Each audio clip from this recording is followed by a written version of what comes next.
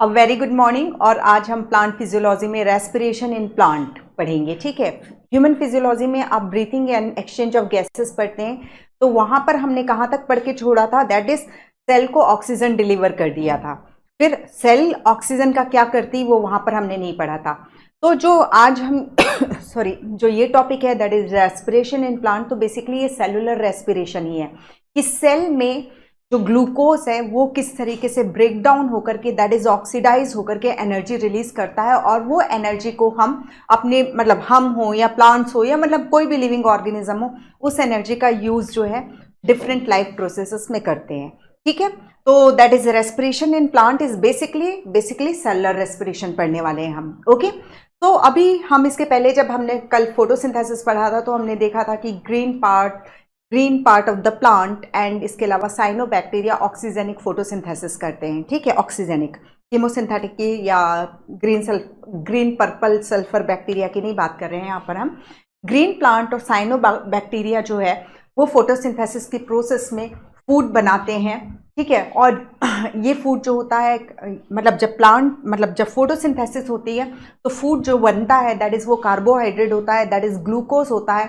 फिर प्लांट उसको सुक्रोज में कन्वर्ट करके ट्रांसलोकेट करते हैं, फिर उसको यदि स्टोर करके रखना है तो इस सुक्रोज को वो स्टार्च के फॉर्म में स्टोर करके रख देते हैं। ठीक है, और यही जो फोटोसिंथेसिस है चाहे जितने भी हेटेरोट्रॉफ हैं उनके लिए फूड अवेलेबल कराता, फूड प्रोवाइड कराता है। ठीक है, चाहे वो वेजिटेरियन हो चाहे वो नॉन वेजिटेरियन हो। ठीक है, अब यहाँ पर रेस्पिरेशन, अब रेस्पिरेशन की बात करते हैं। की नोट्स ही है, मालूम ही होगा।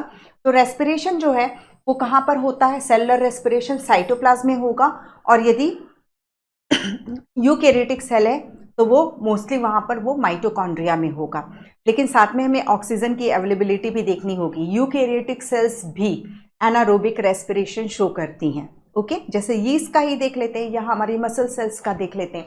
तो हम बात कर रहे हैं अभी सिर्फ रेस्पिरेशन, एरोबिक और एनारोबिक पे नहीं जा रहे हैं। रेस्पिरेशन जो होता है सेल में एक तो साइटोप्लाज्म पार्टिसिपेट करता है और दूसरा माइटोकॉन्ड्रिया पार्टिसिपेट करता है। और इसमें रेस्पिरेशन की प्रोसेस में क्या होता है कि ये जैसे मोस्ट प्रिफर्ड जो होता है दैट इज ग्लूकोज होता है, और ये ग्लूकोज यानी C6H12 है। तो यहाँ पर ये जो कार्बन के बीच में जो ये बॉन्ड है इनको ब्रेक करके एनर्जी रिलीज की जाती है, और इस एनर्जी को हम ATP में बाइंड करके रख लेते हैं। ठीक है, तो रेस्पिरेशन साइटोप्लाज्म और माइटोकॉन्ड्रिया में होता है और इस प्रोसेस में क्या होता है? कार्बन बॉन्ड को ब्रेक किया जाता है ऑक्सीडेशन प्रोसेस के थ्रू, जिससे कि सेलुलर एनर्जी रिलीज होती है। ये जो प्रोसेस है ये कंबशन, जब हम आग जलाते हैं उसके कंपैरिजन में स्लो है, और इसमें हम स्टेप वाइज एनर्जी को रिलीज कराएंगे। आप लकड़ियां जलाओ तो आप उसको स्टेप वाइज नहीं करते हो, एकदम से आग लगती है और पूरी एनर्जी जो कि लकड़ियों में सेव थी वो हीट के फॉर्म में निकल जाती है। तो यहाँ रेस्पिरेशन जो होता है, यहाँ पर breaking of carbon bond through oxidation, release of cellular energy, slow and stepwise reaction होगी। और ये रिएक्शन जो होती है एंजाइम मीडिएटेड होती हैं, और जिससे कि एंजाइम मीडिएटेड होती हैं और जो एनर्जी निकलेगी उसको ATP में स्टोर किया जाएगा, ATP में बाउंड कर लिया जाएगा, और फिर इस ATP को हम डिफरेंट लाइफ प्रोसेस में खर्च करेंगे। आप लोग ह्यूमन के सेंस में ही पढ़ें तो ह्यूमन में डिफरेंट टाइप के सिस्टम वर्क करते हैं। जितना भी आप लोगों ने ह्यूमन फिजियोलॉजी में सिस्टम पढ़े हैं तो हमने देखा है कई जगह पर ATP की रिक्वायरमेंट होती है, तो ये ATP इन सब लाइफ प्रोसेसेस में यूज होंगे। ओके, अब जैसे प्लांट में भी है तो हमने सुक्रोज को ट्रांसलोकेट कराया है, रूट में पहुंचा, रूट में ये फिर सुक्रोज जो है इन्वर्टेज एंजाइम की हेल्प से ब्रेक होगा ग्लूकोज एंड फ्रक्टोज में, और वो रूट की सेल जो है उससे एनर्जी ऑब्टेन करेगी। मतलब जितनी भी सेल्स हैं सबको ऑक्सीजन चाहिए, सबको ग्लूकोज चाहिए एनर्जी के लिए।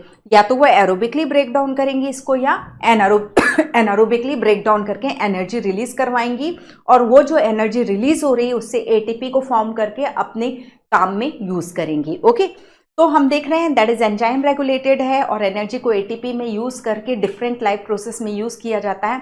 अब जब हम रेस्पिरेशन पूरा पढ़ेंगे तो हम देखेंगे जो इनके इंटरमीडिएट प्रोडक्ट है उनका भी हम यूज कर सकते हैं। ये नहीं कि ग्लूकोज को स्टार्ट किया है तो उसका हर्ष कार्बन डाइऑक्साइड और वाटर मॉलिक्यूल ही हो।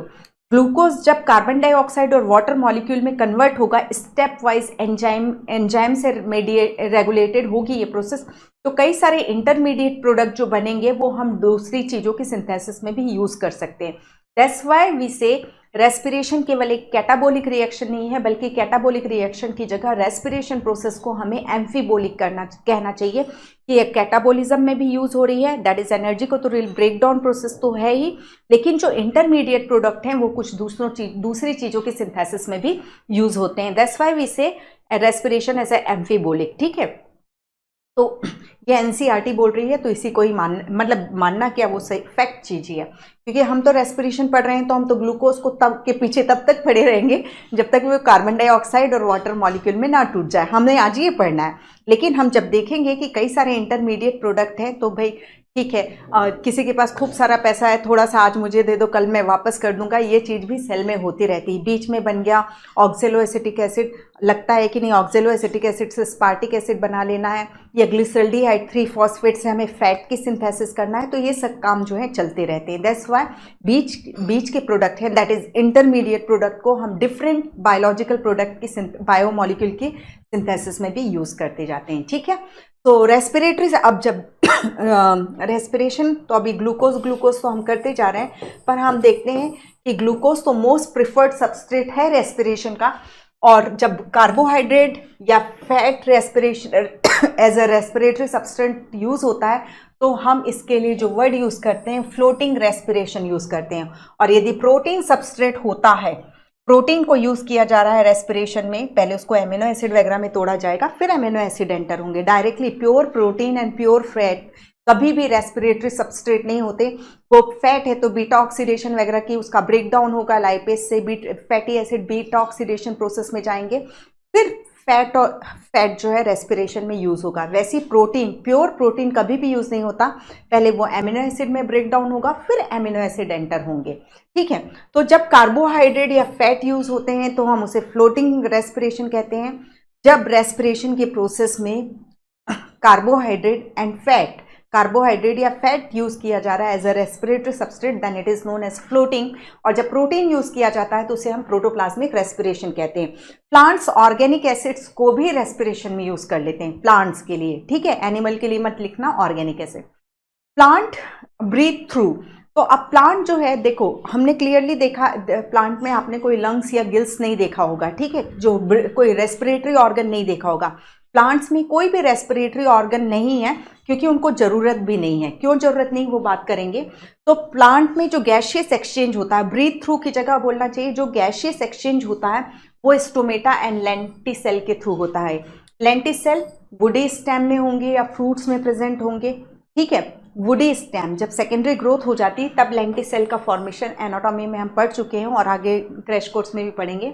और लीफ में जो स्टोमेटा प्रेजेंट होते हैं उनके थ्रू ये गैशियस एक्सचेंज होता है। कोई रेस्पिरेटरी ऑर्गन नहीं है, लाइक लंग्स गिल्स जैसे कोई रेस्पिरेटरी ऑर्गन नहीं है। क्यों नहीं है? क्योंकि प्लांट में हर एक प्लांट पार्ट लाइक स्टेम अपनी गैशियस एक्सचेंज की नीड को खुद ही पूरा करेगा, लीफ खुद पूरा करेगी, रूट खुद पूरा करेगी। ऐसा नहीं है कि जैसे हमारे में एक नॉस्ट्रिल है, यहाँ से ऑक्सीजन जाएगी, CO2 बाहर आएगी और पूरी बॉडी को सप्लाई किया जाएगा, ऐसा कुछ नहीं है। हर एक प्लांट पार्ट जो है, हर एक प्लांट ऑर्गन जो है अपनी ऑक्सीजन और मतलब गैशियस नीड को खुद ही फुलफिल करता रहता है। ये नहीं है कि लीफ के से स्टोमेटा से ऑक्सीजन जाएगी और यही ऑक्सीजन फिर रूट तक पहुंचाई जाएगी, ऐसा कुछ भी नहीं होता। कोई रेस्पिरेटरी सिस्टम नहीं होता, कोई रेस्पिरेटरी ऑर्गन नहीं होता है। उसका कारण है कि प्लांट के हर एक पार्ट अपनी गैशियस नीड को खुद ही पूरा करते रहते हैं, कोई किसी पे डिपेंडेंट नहीं है। ठीक है, तो शायद इसीलिए होता होगा ना कि जब हम आधा पेड़ भी काट देते हैं, यदि ऐसा कोई रेस्पिरेटरी सिस्टम होता, ये जस्ट मुझे अभी क्लिक हो रहा है कि हाँ कोई प्लांट काट देते हैं उसके बाद भी वो प्लांट जो है ग्रो कर जाता, फिर से पत्तियां उसमें स्प्राउट निकल जाती हैं। तो एनिमल के केस में तो ऐसा नहीं हो सकता ना कि हम यहाँ से कट कर दें और फिर बाकी जगह, मतलब ट्रू रीजनरेशन वाली कॉन्सेप्ट मत लाना, वो लोअर ऑर्गेनिज्म में ही है। लेकिन प्लांट में कोई इस तरीके के सिस्टम नहीं है। इसका बेनिफिट ये मिलता है कि बहुत सारा प्लांट काट भी दिया जाता है, पेड़ काट भी दिया जाता है, तो वो रीजनरेट कर लेता है अपने आप को। ठीक है, तो क्यों नहीं है रेस्पिरेटरी ऑर्गन? एक तो हमने पहला पॉइंट देखा कि ईच पार्ट जो है अपनी गैशियस नीड को खुद ही फुलफिल कर लेता है और हर एक केस में। और यहाँ पर जो गैशियस मूवमेंट है उसको कोई बहुत डिस्टेंस ट्रैवल नहीं करना पड़ता। जैसे हमारे इसमें हम नाक से सांस लेते हैं तो हमारी अंगूठे की एक एक सेल तक को ऑक्सीजन पहुंचाना पड़ता है सर्कुलेटरी सिस्टम को। तो इस तरीके से कोई ज़रूरत नहीं है, क्योंकि बहुत ज़्यादा डिस्टेंस ट्रैवल नहीं करनी है। और एनिमल के कंपैरिजन में यदि प्लांट में देखें तो बहुत ज़्यादा ऑक्सीजन की डिमांड भी नहीं होती, क्योंकि देखो यदि हम सोते भी रहते हैं तो हमारा कई सारा सिस्टम फंक्शनिंग स्टेट में होता है और सभी सेल को ऑक्सीजन कंटिन्यूसली, इतने सारे सिस्टम हैं तो उन सभी सेल्स को ऑक्सीजन की रिक्वायरमेंट है। तो यहाँ हमें ब्रीथिंग सर्कुलेटरी सिस्टम की रिक्वायरमेंट होती है एनिमल के केस में। तो फर्स्ट हमने देखा एक तो हर एक पार्ट जो है अपनी गैशियस नीड को खुद ही फुलफिल कर ले रहा है। यहाँ गैस को बहुत डिस्टेंस तक डिफ्यूज होने की ज़रूरत नहीं है। और प्लांट की गैशियस डिमांड भी एज कंपेयर टू एनिमल कम हो जाती है, ठीक है। और इसके अलावा जो भी है जो लिविंग सरफेस है, जैसे यदि हम लीफ को देख रहे हैं या हम स्टेम को बना रहे हैं, इसको सिलेंड्रिकल लो, ठीक है। तो यहाँ जो भी लिविंग सेल्स हैं वो ऊपर हैं। यहाँ सेंटर में जितनी भी सेल है ना स्टेम में या रूट में, मोटे मोटे जो रूट एंड स्टेम है, तो ये इनर कोर जो है वो किससे बना होता है? हार्टवुड यानी जाइलम यानी डेड सेल। तो उनको तो डेड सेल है तो उनको तो रेस्पिरेशन करना नहीं है। तो ये जो भी सेल्स हैं ये बिल्कुल सरफेस में है तो इनको तो ऑक्सीजन की कोई दिक्कत नहीं हो रही। अब यहाँ पे भी कोई सेल है तो इतना सफिशिएंट इंटरसेलुलर स्पेस है कि वो अंदर तक घुस जाती है, गैस डिफ्यूज हो जाती है, ठीक है। तो यही बोल रहा है कि दैट इज बहुत कम डिस्टेंस ट्रैवल करना पड़ता है, ग्रेट डिमांड नहीं है प्लांट्स की ऑक्सीजन के लिए, लिविंग सेल सरफेस में है और इंटरसेलुलर स्पेस हैं जो कि गैशियस डिफ्यूज होने देते हैं। और जो प्लांट का रूट और स्टेम की बात करें तो जो उनका इनर कोर होता है वो हार्टवुड होता है, जो कि dead cell that is xylem का बना होता है। तो जिनको कोई रेस्पिरेशन के लिए की रिक्वायरमेंट है नहीं। तो अब हम देख रहे हैं कि दैट इज कंप्लीट कंबशन बोल रहे हैं। कंबशन जब कभी भी बोलते हैं यानी ऑक्सीजन की रिक्वायरमेंट होगी। तो ये टर्म अपने आप में क्लियर है। The complete combustion that means aerobic breakdown of glucose जब होता है तो C6H12O6 that is glucose oxygen मतलब इसको ऑक्सीडाइज कर देगी मतलब क्या करेगी?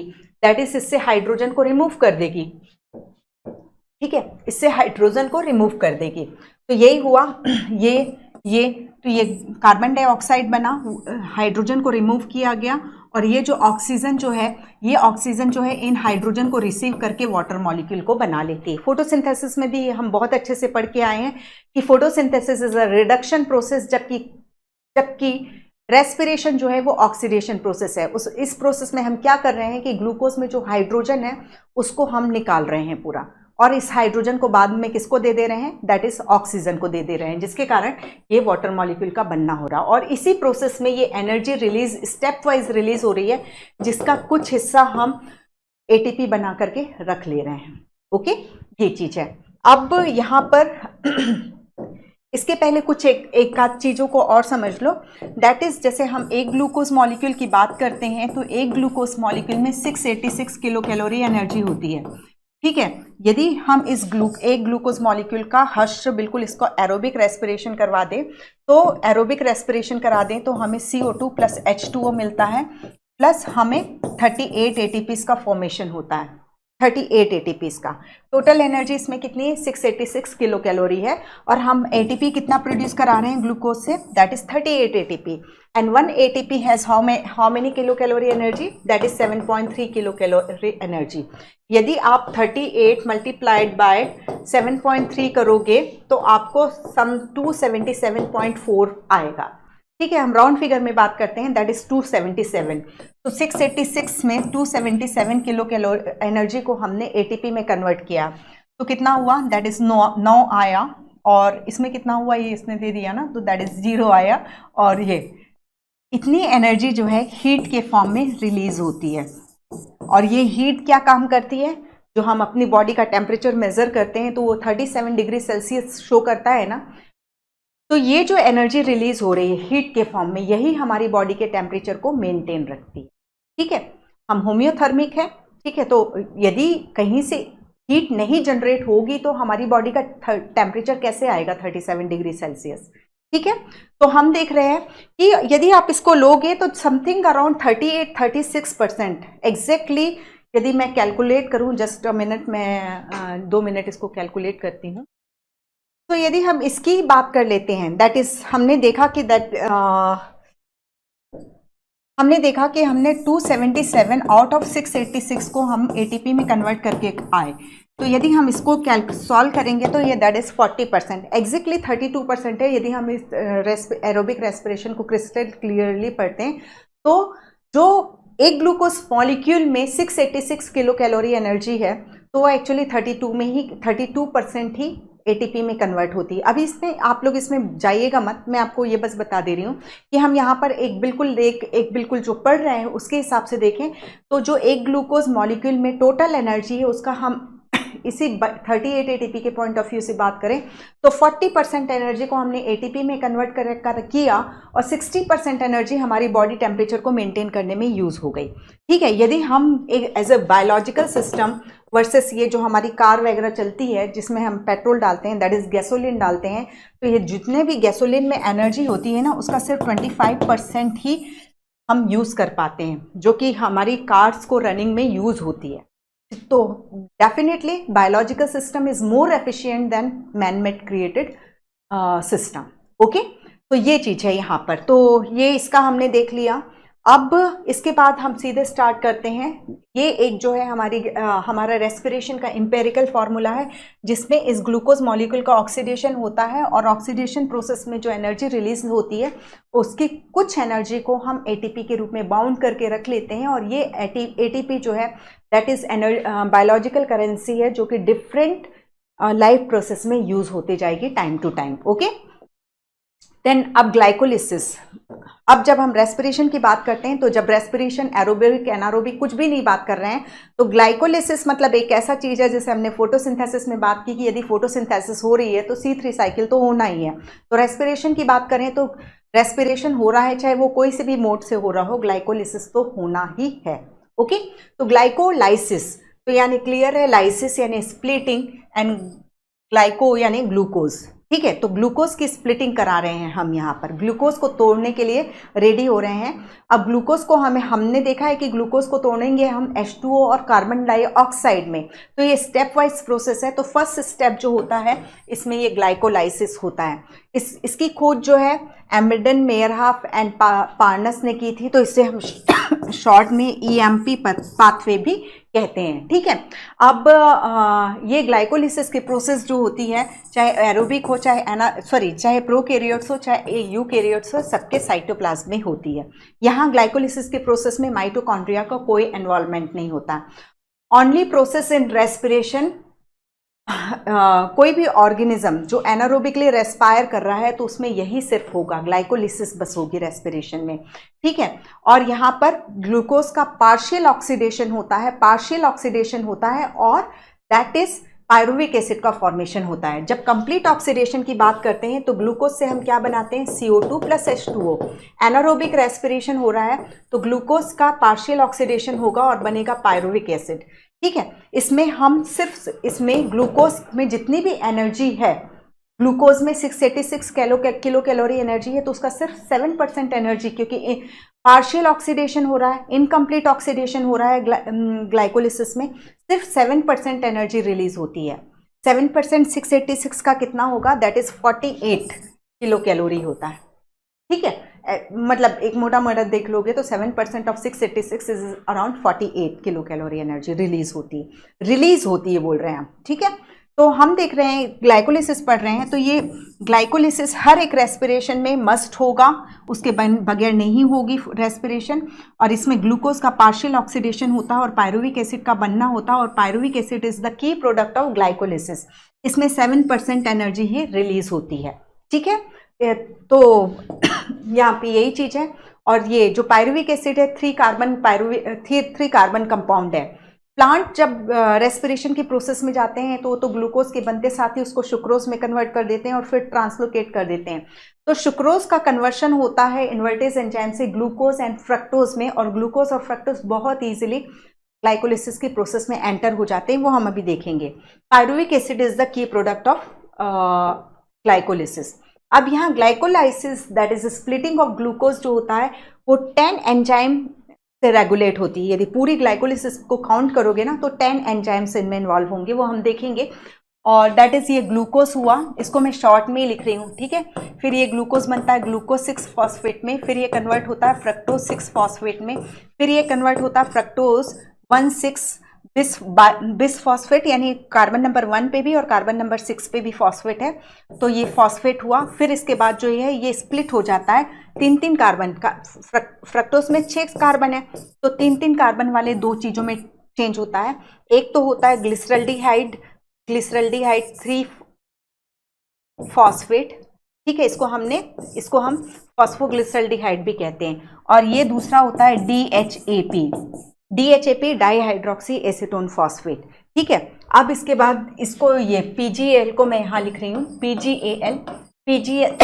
PGAL से बनेगा दैट इज 1,3-PGA। PGA यानी फॉस्फोग्लिसरिक एसिड, जो हम कार्बोक्सिलेशन प्रोसेस में केल्विन साइकिल में बनाते हैं। फिर 1,3-PGA जो है, ठीक है, हम वहाँ पर देखो याद करो थोड़ा सा केल्विन साइकिल को। केल्विन साइकिल में हमने क्या किया था, रिबोलोज 1,5 बिस फॉस्फेट प्लस CO2 को जोड़ करके हमने first stable product C3 cycle में 3 फॉस्फोग्लिसरिक एसिड बनाया था, ठीक है। फिर इस फॉस्फोग्लिसरिक एसिड को हमने क्या कर दिया था, रिड्यूस कर दिया था PGAL में। तो यहाँ उल्टा हो रहा है, यहाँ PGAL ऑक्सीडाइज हो जा रहा है PGA में, ठीक है। फिर देन इसके बाद बनेगा 3PGA के बाद बनेगा 2PGA के बाद बनेगा फॉस्फोइनॉल पायरुविक एसिड, और फॉस्फोइनॉल पायरुविक एसिड के बाद बनेगा पायरुविक एसिड, ठीक है। अब यहाँ पर हम देखते हैं ये जो है क्लियर, ये पहला जो एंजाइम होता है ये होता है हेक्सोकाइनेज, ठीक है। दूसरा एंजाइम होता है phosphoglycero isomerase, fructose glucose 6 phosphate fructose 6 phosphate यानी आइसोमरेज रिएक्शन हुआ, आइसोमराइजेशन हुआ। फिर फ्रक्टोज 6 फॉस्फेट फ्रक्टोज 1,6 फॉस्फेट में कन्वर्ट हो रहा है, तो ATP यूज होगा, ठीक है। यहाँ पे भी ATP यूज हुआ, यहाँ फिर ATP यूज हुआ, तो यहाँ पर जो एंजाइम होता है फॉस्फोफ्रक्टोकाइनेज होता है, ठीक है।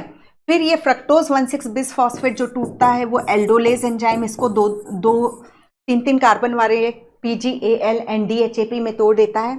ये दोनों जो हैं यही है, ये एल्डिहाइड है, ये कीटोस है, तो यहाँ फिर से एक एंजाइम काम आता है आइसोमरेज, ठीक है। फिर इसके बाद ये वाले को मैंने यहाँ लिखा हुआ है, यहाँ पर ये NADH2 का फॉर्मेशन होगा, क्लियर है ना। मैंने आपको अभी केल्विन साइकिल में बताया कि केल्विन साइकिल में PGA रिड्यूस होता है PGAL में, ग्लाइकोलिसिस में देखो PGAL ऑक्सीडाइज हो रहा है PGA में। तो यहाँ जो एंजाइम है इसको याद रखो, triose phosphate dehydrogenase, that is glyceraldehyde 3 phosphate या फॉस्फोग्लिसरल्डिहाइड का जो हाइड्रोजन है वो NADH2 में आ जाएगा, इससे हाइड्रोजन निकल गया, यानी PGAL ऑक्सीडाइज हो गया किसमें, फॉस्फोग्लिसरिक एसिड में, ठीक है। अब जब ये ऑक्सीडेशन रिडक्शन प्रोसेस हो रही है तो इससे एनर्जी रिलीज होती है, और वो एनर्जी क्या करती है, देखो PGAL में तो सिर्फ कार्बन नंबर 3 पर फॉस्फेट है, ठीक है। यहाँ पर आप क्या देख रहे हो, कार्बन नंबर 1 और कार्बन नंबर 3 पे भी है, तो यहाँ पर फॉस्फोराइलेशन भी होता है। फॉस्फोराइलेशन होता है, उसके लिए जो एनर्जी रिक्वायर्ड होती है, तो ये जो ऑक्सीडेशन रिडक्शन प्रोसेस हो रही है उसमें रिलीज होने वाली एनर्जी ही इसमें इनऑर्गेनिक फॉस्फेट को इसमें जोड़ देती है। कुल मिलाकर के आपको यहाँ पर H3PO4 ऐसे एड ऑन होते हुए दिखाई देगा, ठीक है। तो वहाँ ये काम हो गया। देन उसके बाद 1,3-PGA से 3PGA बना, तो कार्बन नंबर 1 का फॉस्फेट निकल गया है, तो क्या सिंथेसाइज हो जाएगा, ATP सिंथेसाइज हो जाएगा, और एंजाइम होगा फॉस्फोग्लिसरोकाइनेज। काइनेज यानी ATP का काइनेज का मतलब यानी ATP का खेल हो रहा है, या ठीक है। तो ये ATP की सिंथेसिस हो गई। अब 3 फॉस्फोग्लिसरिक एसिड से 2 फॉस्फोग्लिसरिक एसिड बन रहा है, यानी कार्बन नंबर 3 में जो फॉस्फेट है वो किस में शिफ्ट कर दिया जा रहा है, कार्बन नंबर 2 पे शिफ्ट कर दिया जा रहा है। तो यहाँ जो एंजाइम है फॉस्फोग्लिसरोम्यूटेज होता है, म्यूटेज, ठीक है। 3 से कार्बन नंबर 2 पर फॉस्फेट ले आया, फिर यहाँ पर एक वाटर मॉलिक्यूल निकल जाता है, तो यहाँ पर जो एंजाइम होता है वो होता है इनोलेज, और फिर इसके बाद फिर पायरुवेट काइनेज एंजाइम काम करेगा और ATP को निकाल देगा। देखो फॉस्फोइनॉल पायरुविक एसिड, ठीक है। तो ये फॉस्फेट है, वो ADP जुड़ा इससे, और इसके जो इसमें जो फॉस्फेट था उसको लेकर के निकल गया, अपने में जोड़ लिया फॉस्फेट और ये कन्वर्ट हो गया पायरुविक एसिड। तो पायरुविक एसिड का फॉर्मूला है देखो CH3CO COOH, 3 कार्बन कंपाउंड हो गया। ठीक है, ये है पायरुविक एसिड का फॉर्मूला। तो डेफिनेटली यहाँ पूरे 10 एंजाइम में काउंट करो, 1 2 3 4 5, ट्रायोस फॉस्फेट डिहाइड्रोजिनेस 6 7 8 9 और ये pyruvate kinase, 10 enzyme total participate करते हैं। और ये एंजाइम आपको याद करना पड़ेगा, ये 10 एंजाइम के नाम याद करने पड़ेंगे। इसमें से एक एल्डोलेस बहुत इंपॉर्टेंट है, एक ट्रायोस फॉस्फेट डिहाइड्रोजिनेस इंपॉर्टेंट है, पायरुवेट काइनेज इंपॉर्टेंट है, सब इंपॉर्टेंट है। एक चीज और याद रखिए, यहाँ पर जब हम यदि ग्लाइकोलिसिस को देखें कि उसका रेगुलेशन कैसे होता है मतलब सपोज सेल के पास खूब सारा पायरुविक एसिड भरा पड़ा है, तो सेल को क्या ग्लाइकोलिसिस करने की जरूरत होगी? बिल्कुल नहीं। जब पायरुविक एसिड है, जब वो कंज्यूम हो जाएगा, खत्म हो जाएगा, तो फिर से ग्लाइकोलिसिस स्टार्ट करेगी। तो सबसे ज्यादा जो की एंजाइम है रेगुलेशन के लिए, ग्लाइकोलिसिस के रेगुलेशन के लिए जो की एंजाइम है वो है फॉस्फोफ्रक्टोकाइनेज। ठीक है, फॉस्फोफ्रक्टोकाइनेज ने देखा कि सेल के पास सफिशिएंट एटीपी है, सेल के पास सफिशिएंट पायरुविक एसिड है। ठीक है, तो वो क्या करता है, ये एंजाइम जो है इनहिबिट हो जाता है। दैट इज कौन सा? फॉस्फोफ्रक्टोकाइनेज एंजाइम जो है फ्रक्टोज 6 फॉस्फेट का फ्रक्टोज 1,6 फॉस्फेट में कन्वर्शन रोक देता है। ठीक है, एटीपी बहुत अधिक अमाउंट में है, तो एटीपी सेल में या पायरुविक एसिड सेल में बहुत अधिक अमाउंट में है, तो फॉस्फोफ्रक्टोकाइनेज की एक्टिविटी को इनहिबिट कर दिया जाता है। इसकी एक्टिविटी इनहिबिट हो जाएगी और सेल में ग्लूकोज तो भरा पड़ा है, तो क्या होगा, यहाँ सब दूसरे एंजाइम हार्मोन काम पे लग जाएंगे। लाइक ग्लूकागॉन जो है इंसुलिन काम पे लग जाएगा, इस ग्लूकोज को ग्लाइकोजन में कन्वर्ट करना शुरू कर देगा और या दैट इज फैट में कन्वर्ट करना शुरू कर देगा। ठीक है, तो ये चीज होता है। तो इतना क्लियर है। अब यहाँ पर आप देख लो, हमने एटीपी कहाँ यूज कराया, एक एटीपी यहाँ यूज कराया, दूसरा एटीपी हमने यहाँ यूज कराया। तो ईएमपी या ग्लाइकोलिसिस पाथवे में हमने 2 एटीपी को यूज कराया। और कितने एटीपी प्रोड्यूस कराए हमने?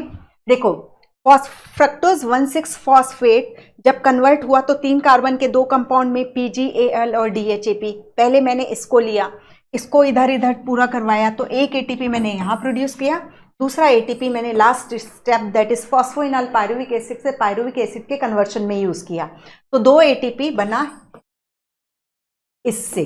ठीक है, और फिर ये भी कन्वर्ट हो जाएगा PGL में, तो फिर 2 एटीपी बनेगा। यानी यदि हम सिंथेसिस की बात करते हैं, ग्लाइकोलिसिस में एटीपी के प्रोडक्शन की बात करते हैं, तो 4 एटीपी बनते हैं। ठीक है, 2 एटीपी कंज्यूम होते हैं। अब इसको मैं मिटा दूं, वैसे भी अब कुछ नहीं समझ में आ रहा होगा, लेकिन जो पढ़ा है वो बिल्कुल ध्यान रखना है। ठीक है, अब यदि हम टोटल की बात करते हैं तो प्रोडक्शन कितना हुआ? 4 हुआ, कंजप्शन कितना हुआ? 2 हुआ, तो नेट गेन कितना हुआ हमें? 4 - 2 दैट इज 2 हुआ। और क्या गेन हुआ हमें 2 मॉलिक्यूल NADH2 के गेन हुए। कहाँ पे गेन हुए? कौन सा एंजाइम था? That is triose phosphate dehydrogenase enzyme था। और जब फॉस्फोग्लिसल्डिहाइड फॉस्फोग्लिसरिक एसिड में कन्वर्ट हुआ। ठीक है, इसमें हमने देखा था कि जब ऑक्सीडेशन रिडक्शन प्रोसेस में रिलीज होने वाली एनर्जी ने उसमें फॉस्फेट भी ऐड कर दिया था। फॉस्फोग्लिसल्डिहाइड में सिर्फ एक फॉस्फेट था, वो ऑक्सीडाइज होता है 1,3-PGA में। तो जो एक और फॉस्फेट आ गया, तो इस ऑक्सीडेशन रिडक्शन एनर्जी में रिलीज होने वाली एनर्जी ने फॉस्फेट को ऐड ऑन कर दिया था। ठीक है, तो यहाँ पर एक पहले PGL जाएगा, फिर दूसरा PGL जाएगा। ठीक है, तो इस तरीके से 2 NADH2। तो नेट गेन जो है ग्लाइकोलिसिस का दैट इज 2 है। इसके अलावा हमने देखा था कि दैट इज 2 फॉस्फोग्लिसरिक एसिड से जब फॉस्फोइनॉल पायरुविक एसिड बना था, तब यहाँ इनोलेस एंजाइम था और वाटर मॉलिक्यूल भी निकले थे। तो 2 वाटर मॉलिक्यूल भी हमें मिलते हैं ग्लाइकोलिसिस की प्रोसेस। ठीक है, क्योंकि एनसीईआरटी में वाटर मॉलिक्यूल को शो कर रहा है, तो हमें इसे इग्नोर नहीं करना।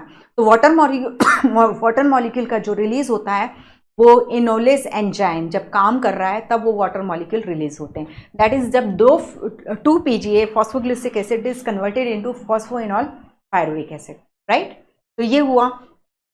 अब यहाँ फिर से एक बात कर लेते हैं। हमने बात की कि एनारोबिक रेस्पिरेशन में एनारोबिक रेस्पिरेशन में 7% एनर्जी रिलीज होती है, दैट इज हमने 48 किलो कैलोरी कुछ की बात की थी। 7% निकाल लेना, थोड़ा सा कैलकुलेशन इधर उधर भी हो सकता है, ठीक है। जब ग्लाइकोलिसिस होती है तो टोटल 48 किलो कैलोरी एनर्जी होती है, और हम एटीपी कितना प्रोड्यूस करा रहे हैं इससे 4, और 1 में होता है 7.3 इंटू 4, दैट इज कितना हुआ 728 29.2, ठीक है।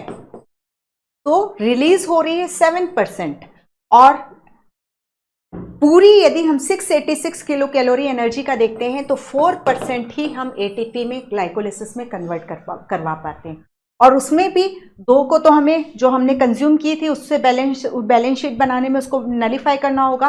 तो दैट इज, यदि हम देखें टोटल, तो ग्लाइकोलिसिस में हम सिर्फ और सिर्फ that is 14.6 kilo calorie energy को ही हमें मिलती है, ठीक है। ये कैलकुलेशन क्लियर है। 686 का 7% रिलीज होगा, 48 किलो कैलोरी रिलीज होगी। उस 48 किलो कैलोरी में हम 29.2 किलो कैलोरी एनर्जी जो है एटीपी सिंथेसिस में यूज करेंगे। 4 एटीपी प्रोड्यूस करा रहे हैं, लेकिन 2 हमने कंज्यूम भी कराई थी, तो उसको कैंसिल कर दो, 4 - 2, दैट इज बचा हमारे पास नेट गेन जो है दैट इज 2 एटीपी का है, ठीक है। तो ये हो गया। अब हमने ये देखा इस प्रोसेस में कि हमने ग्लाइकोलिसिस की प्रोसेस में 2 मॉलिक्यूल पायरुविक एसिड को ऑब्टेन किया है, ठीक है। अब ये जो पायरुविक एसिड है इसका हश्र अब हम देखें तो 3 हो सकता है, 3 तरीके का हो सकता है, या तो वो लैक्टिक एसिड फर्मेंटेशन में चला जाए, या एल्कोहलिक फर्मेंटेशन में चला जाए, या फिर एरोबिक रेस्पिरेशन में चला जाए। तो एरोबिक रेस्पिरेशन में एंटर होने से पहले हम ये जो पायरुविक एसिड जो कि की प्रोडक्ट है ग्लाइकोलिसिस का, उसका हम फर्मेंटेशन में थोड़ा स्टडी कर लेते हैं, ठीक है। Fermentation in many prokaryotic cell, तो fermentation is not only characteristic of prokaryotic cell, ये यूकैरियोटिक सेल में भी होता है। यूकैरियोटिक यूनिसेलुलर ऑर्गेनिज्म जो होते हैं फ्रीक्वेंटली एनारोबिक रेस्पिरेशन करते हैं और फर्मेंटेशन की प्रोसेस करते हैं, और उनके इन फर्मेंटेशन का फ़ायदा हम अपने लिए कई सारी चीज़ें प्रोड्यूस करवा के करते हैं बायोरिएक्टर में। बायोटेक्नोलॉजी एंड दैट इज़ एक और topic, microbes in human welfare में हम ये इसको अच्छी तरीके से पढ़ते हैं, ठीक है। तो fermentation in many prokaryotes and unicellular eukaryotes, इसमें हम फर्मेंटेशन में एल्कोहलिक और लैक्टिक एसिड फर्मेंटेशन देखते हैं। फर्मेंटेशन में पायरुविक एसिड इज रिड्यूस्ड, क्या हमने ग्लूकोज का पार्शियल ऑक्सीडेशन करके पायरुविक एसिड बनाया, अब पायरुविक एसिड को वापस से हम रिड्यूस करने जा रहे हैं फर्मेंटेशन की प्रोसेस में, ओके। तो सबसे पहले हम एनसीईआरटी की सबसे पहले हम एनसीईआरटी की इमेज देखते हैं। तो ये दैट इज ये वाली इमेज देखो, ठीक है। इसमें देखो ग्लूकोज का पायरुविक एसिड में ये यहां तक, दिस इज ग्लाइकोलिसिस, ठीक है। अभी मैंने आपको बोला कि हम ग्लूकोज का पार्शियल ऑक्सीडेशन करा करके पायरुविक एसिड बना रहे हैं, तो पहले ऑक्सीडेशन करा रहे हैं, फिर मैं ये बोल रही हूँ फर्मेंटेशन की प्रोसेस में हम इसी पायरुविक एसिड को जो पार्शियली ऑक्सीडेशन से प्रोड्यूस हुआ है उसको हम वापस से रिड्यूस कर देंगे। तो हमें क्या जरूरत पड़ रही है कि पहले ऑक्सीडेशन कराया, अब फिर हमें क्या जरूरत पड़ रही है कि हम पायरुविक एसिड को रिड्यूस करा रहे हैं, उसको देखना होगा। दैट इज ग्लाइकोलिसिस है ये पूरी प्रोसेस, ग्लूकोज से पायरुविक एसिड का बनना। अब यहाँ पर हमने देखा था कि जब ग्लिसरल्डिहाइड 3 फॉस्फेट बनता है, उसके बाद ग्लिसरल्डिहाइड 3 फॉस्फेट जिसे हम PGAL भी बोलते चल रहे हैं, तो इसका हम क्या करवाते हैं, यहाँ पर ऑक्सीडेशन कराते हैं, मीन्स इससे हाइड्रोजन को निकलवाते हैं, और इससे जो हाइड्रोजन निकाल रहे हैं उसको किसको दे देते हैं, NAD को दे देते हैं, तो ये NADH2 का फॉर्मेशन हो जाता है, ठीक है। अब क्या हुआ, पायरुविक एसिड बना। अब पायरुविक एसिड अब यहाँ पर जो भी एनारोबिक रेस्पिरेशन कर रहा है वो यहाँ पर आकर के रुक गया, ठीक है। अब वो चाह रहा है कि उसकी सेल में और भी ग्लूकोज हैं, ये एक सेल है, बैक्टीरिया है, एनारोबिक रेस्पिरेशन कर रहा है। अब वो फिर से जाना चाहता है और बनाएगा वो ग्लिसरल्डिहाइड 3 फॉस्फेट, और इससे बनेगा 1,3-PGA। उसके इससे इस कन्वर्शन के लिए उसके किसकी रिक्वायरमेंट होगी, ऑक्सीडाइज NAD की रिक्वायरमेंट होगी, ऑक्सीडाइज फॉर्म की, ठीक है। जो भी जितने भी NAD थे वो NADH2 में कन्वर्ट हो गए थे, ठीक है। ग्लाइकोलिसिस की प्रोसेस में जो भी ऑक्सीडाइज्ड NAD थे वो NADH2 में कन्वर्ट हो गए थे, ठीक है। तो यदि हमें कंटिन्यूस ग्लाइकोलिस एनारोबिक कोई ऑर्गेनिज्म है, उसमें कंटिन्यूस ये ग्लाइकोलिसिस परफॉर्म करवाना है, वो सिर्फ एनारोबिक रेस्पिरेशन करने वाला है और हमें ये कंटिन्यूसली उसको चाहिए भाई, एटीपी की रिक्वायरमेंट उसकी कंटिन्यूसली बनी हुई है। तो और जितना भी एनएडी था वो NADH2 में कन्वर्ट हो गया। तो क्या होता है कि ये पायरुविक एसिड बना, ये पायरुविक एसिड बोलता है कि NADH2 को कि तुम मुझे हाइड्रोजन दे दो और तुम ऑक्सीडाइज फॉर्म में कन्वर्ट हो जाओ, और ऑक्सीडाइज फॉर्म में कन्वर्ट होकर के फिर से ग्लिसरल्डिहाइड 3-फॉस्फेट के पास चले जाओ और उससे फिर हाइड्रोजन ले करके आ जाओ। ठीक है। तो मतलब जैसे कोई भी सेल में ऐसा तो है नहीं कि अनलिमिटेड ऑक्सीडाइज NAD होंगे। ठीक है। 100 सपोज एक सेल में 1000 ग्लूकोज मॉलिक्यूल थे और 100 NAD थे, तो हमें इस NAD की रिसाइकलिंग करनी पड़ेगी। उसको ऑक्सीडाइज NAD को हम रिड्यूस करेंगे, रिड्यूस को फिर ऑक्सीडाइज करेंगे, यह ऑक्सीडाइज होगा फिर से चला जाएगा ग्लूकोज के, दैट इज ग्लिसरल्डिहाइड 3-फॉस्फेट के पास उससे हाइड्रोजन लेने के लिए।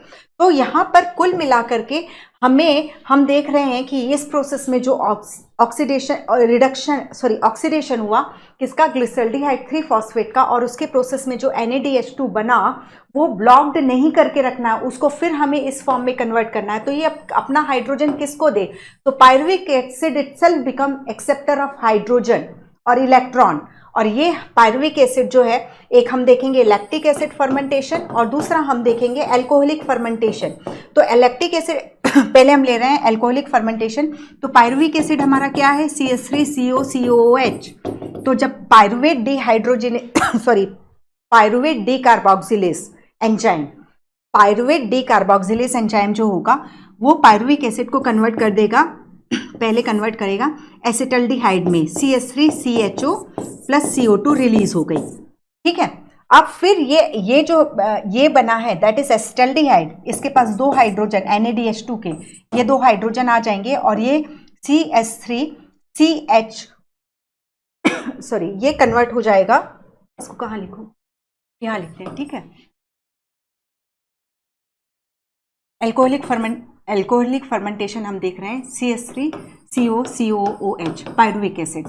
ठीक है। इसको पायरुवेट डीकार्बोक्सिलेज एंजाइम ने इससे CO2 निकाल दिया, ये CO2 निकल गया। ठीक है। तो बचा CH3CHO, ये बना एसिटल्डिहाइड।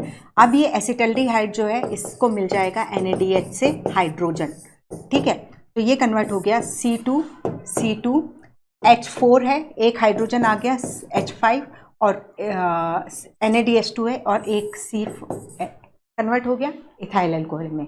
तो ये होता है कुल मिलाकर के, इनको ऑर्गेनिज्म को इथाइल अल्कोहल या लैक्टिक एसिड बनाने में कोई इंटरेस्ट नहीं है। उनको इंटरेस्ट है कि उनका जो NAD ब्लॉक्ड हो चुका है, रिड्यूस्ड हो चुका है, उसको फ्री कर दिया जाए, ऑक्सीडाइज फॉर्म में ले आया जाए। तो पायरुविक एसिड को आगे जाना नहीं है। जो भी जब भी एनारोबिक रेस्पिरेशन होता है तो इस प्रोसेस में जो हमें नेट गेन 2 ATP का है वही उनकी जमा पूंजी है कुल मिलाकर के। ठीक है। पूरी इनकी चिंता ये है कि यदि हम एक एक करके सब NAD को NADH2 में रिड्यूस फॉर्म में कन्वर्ट कर देंगे तो नेक्स्ट ग्लूकोज मॉलिक्यूल के लिए NAD कहाँ से आएगा, उस चिंता को खत्म करता है पायरुविक एसिड। बोलता है NADH को कि अपना हाइड्रोजन मुझे दे करके चले जाओ और तुम ऑक्सीडाइज फॉर्म में फिर से एक नए ग्लूकोज मॉलिक्यूल के पास से मतलब जिस स्टेप में ये ऑक्सीडेशन होता है वहां से फिर लेकर के आ जाओ। तो एक तरीका तो हमने देखा एल्कोहलिक फर्मेंटेशन का, जिसमें एंजाइम था पायरुवेट डीकार्बोक्सिलेज। ओके। देन उसके बाद दूसरा हम देखते हैं लैक्टिक एसिड फर्मेंटेशन। तो एल्कोहलिक फर्मेंटेशन में हमने CO2 का इवोल्यूशन देखा और एंड प्रोडक्ट बना इथाइल अल्कोहल, जिसका फायदा हम लेते हैं। उस फर्मेंटेशन की प्रोसेस में जो बन रहा है एंड प्रोडक्ट बन रहा है उसको हम अपने पर्पज से यूज करते हैं। ठीक है। दूसरा ये होता है दैट इज सिंपल सा है, तो ये हो गया CH3COCOOH, ये कन्वर्ट हुआ CH3CHOH COOH। तो जो 2 हाइड्रोजन हैं यहाँ पे वो ये H ये आ गए, ये H और ये H कहाँ से आ गए, NADH2 के आ गए। ठीक है। तो ये होता है lactic acid fermentation, enzyme lactic dehydrogenase. Okay. अब यहाँ पर जो NCERT और कुछ चीजें लिखती है जो कि इसमें लिखा हुआ है, फर्मेंटेशन ये सब बात कर चुके हैं, ठीक है। हाँ, अब जैसे यीस्ट है जिसे हम ब्रीवर इंडस्ट्री और इसके अलावा बेकरी की इंडस्ट्री में भी यूज करते हैं। बेकरी इंडस्ट्री में हम CO2 का एडवांटेज लेते हैं, ब्रीवर इंडस्ट्री में हम अल्कोहल का एडवांटेज लेते हैं, इथाइल अल्कोहल जो हार्ड ड्रिंक्स में यूज होता है, ठीक है, के लिए जरूरी होता है। तो दैट इज हम देख रहे हैं कि फर्मेंटेशन में सिर्फ 7% एनर्जी रिलीज हुई, और उसका हम टोटल यदि एनर्जी देखें तो सिर्फ हम 4% एनर्जी को ही ATP में कन्वर्ट कर पाए थे। देन यीस्ट जो होता है, जो अल्कोहलिक फर्मेंटेशन में इन्वॉल्व है, उसमें जैसे ये एक बायोरिएक्टर है, ठीक है, ये बायोरिएक्टर है। यहाँ पर मैंने ग्लूकोज डाल दिया, जो भी है डाल दिया, रॉ सब्सटेंस, और यहाँ पर यीस्ट को रख दिया। तो यीस्ट जो है फर्मेंटेशन की प्रोसेस करेगी, और जब यहाँ पर 13% अल्कोहल का कंसंट्रेशन हो जाएगा तो ये अल्कोहलिक कंसंट्रेशन जो है यीस्ट को ही खत्म करना शुरू कर देता है। तो यदि हम किसी भी हार्ड ड्रिंक की बात करें, दैट इज अल्कोहल की बात करें, लाइक वाइन, बियर, जो कि जिनका डिस्टिलेशन नहीं होता है, तो यदि हम देखें तो उनमें मैक्स टू मैक्स 12 से 16% ही अल्कोहल प्रेजेंट होता है। क्योंकि हम सोचे कि नहीं, अभी तो ये 13% हुआ है, हम सीधे ब्रांडी जिसमें सबसे ज़्यादा अल्कोहल परसेंटेज होता है, सम 46% होता है, हम इसको छोड़ देते हैं और धीरे धीरे ये परसेंट जो है राइज होकर के 46 हो जाएगा। तो ऐसा नहीं होगा, क्योंकि इससे जैसे जैसे ऊपर होता जाएगा, यहाँ यीस्ट सेल्स मरती जाएंगी, और यीस्ट सेल मर गई तो भले ही आपने यहाँ कितना भी ग्लूकोज रखा है, वो कैसे कन्वर्ट होगा अल्कोहल में, ठीक है। तो जो नेचुरली फर्मेंटेड ड्रिंक हैं, जो डिस्टिलेशन में नहीं जाते हैं, जिनके एग्जाम्पल में हम बियर और वाइन पढ़ते हैं, तो उनमें मैक्स टू मैक्स कंसंट्रेशन जो होता है वो 15-16 13 पे किलिंग स्टार्ट हो जाती है। ज़्यादा से ज़्यादा वो 15-16% इन ड्रिंक्स में ज़्यादा से ज़्यादा जो अल्कोहल परसेंटेज होता है वो 15-16% ही हो सकता है, ओके। उसके बाद जो भी है, उसके बाद डिस्टिलेशन से हम अल्कोहल का परसेंटेज बढ़ाते हैं, जो भी है। दूसरी हार्ड ड्रिंक्स है लाइक विस्की या ब्रांडी, जिसके रम, वोदका, जिसकी भी बात करें, तो उनमें डिस्टिलेशन प्रोसेस के थ्रू उनमें अल्कोहल के परसेंटेज को इंक्रीज किया जाता है, ओके। ये हो गया। अब इसके बाद यहाँ पे हमारा एनारोबिक रेस्पिरेशन एंड फर्मेंटेशन, ठीक है। तो फर्मेंटेशन जो बोल रहे हैं, वो जो ग्लाइकोलिसिस का की प्रोडक्ट है, उसको वापस से हाइड्रोजन दे करके NAD को ऑक्सीडाइज फॉर्म में अवेलेबल कराना है सेल को, इस वजह से फर्मेंटेशन होता है, ठीक है। तो lactic acid dehydrogenase enzyme, lactic acid fermentation में यूज होता है। हम भी कोई जब एक्सरसाइज करते हैं, विग्रस एक्सरसाइज करते हैं, तो ये होता है कि मसल्स को ऑक्सीजन की कमी हो जाती है, उस केस में मसल सेल्स जो होती हैं वो भी लैक्टिक एसिड फर्मेंटेशन की प्रोसेस में चली जाती हैं और लैक्टिक एसिड का प्रोडक्शन करती हैं, ओके। देन इसके बाद ये सारा खत्म हुआ यहाँ पर हमारा ग्लाइकोलिसिस फर्मेंटेशन। अब हमने 3 हश्र की बात की थी पायरुविक एसिड का, तो एक तो देख लिया अल्कोहलिक फर्मेंटेशन, दूसरा हमने देख लिया that is lactic acid fermentation. अब क्या करेगा, तीसरा हश्र हमें देखना है, दैट इज वो होता है एरोबिक रेस्पिरेशन। तो एरोबिक रेस्पिरेशन में जो ये पायरुविक एसिड ग्लाइकोलिसिस की प्रोसेस में बना है, उसको हम कंप्लीटली CO2 और H2 में ब्रेक डाउन करेंगे। तो एरोबिक रेस्पिरेशन वो प्रोसेस है जिसमें ग्लूकोज का कंप्लीट ऑक्सीडेशन की प्रोसेस होती है, ठीक है। अब ये जो पायरुविक एसिड, ये जो हमने ग्लाइकोलिसिस पढ़ी, तो वो हमने क्लियरली बोला कि it take place in cytoplasm. अब ये जो पायरुविक एसिड बना है, इस पायरुविक एसिड को हम किसके अंदर ले लेंगे, किस सेल ऑर्गेनेल के अंदर, दैट इज माइटोकॉन्ड्रिया के अंदर ले लेंगे। और माइटोकॉन्ड्रिया की स्ट्रक्चर हम शॉर्ट में यहीं पर देख लेते हैं, दैट इज ये डबल यूनिट मेम्ब्रेन बाउंडेड, ये आउटर मेम्ब्रेन जिसमें लार्ज पोर प्रेजेंट होते हैं पोरिन के, और इनर मेम्ब्रेन सरफेस एरिया को इंक्रीज करने के लिए इस तरीके से इनफोल्डिंग शो करती है, जिसे हम क्या कहते हैं, क्रिस्टी कहते हैं। तो this is inner membrane, this is outer membrane, ठीक है। और ये हो गया, मतलब जस्ट एक माइटोकॉन्ड्रिया इस तरीके का है, तो मैं इसको 20 से काट के इतनी स्ट्रक्चर को दिखा रही हूँ, ठीक है। यहाँ पर क्या भरा होगा, दैट इज मैट्रिक्स भरा होगा। इसे हम आउटर चैम्बर कहते हैं, इसे हम इनर चैम्बर कहते हैं, या इस आउटर चैम्बर को हम इंटर मेम्ब्रेन स्पेस भी कहते हैं, इंटर मेम्ब्रेन स्पेस भी कहेंगे। This is matrix. यहीं पर हमें 70S राइबोसोम्स भी दिखाई देंगे और सर्कुलर DNA विदाउट हिस्टोन भी दिखाई देगा, ठीक है। तो ये साइटोप्लाज्म है माइटोकॉन्ड्रिया के बाहर। कहाँ माइटोकॉन्ड्रिया के बाहर क्या है, साइटोप्लाज्म। यहाँ पर बना है पायरुविक एसिड। पायरुविक एसिड को ट्रांसपोर्ट किया जाता है किसके अंदर, माइटोकॉन्ड्रियल मैट्रिक्स में भेजा जाता है। तो दैट मीन्स आउटर मेम्ब्रेन और इनर मेम्ब्रेन दोनों किसके लिए परमिएबल हो जाएंगे? दैट इज पायरुविक एसिड के लिए। यहाँ एटीपी बनेगा, ठीक है, एटीपी बन के बाहर जा सकता है, तो मेम्ब्रेन एटीपी के लिए भी परमिएबल हो जाएंगी। ओके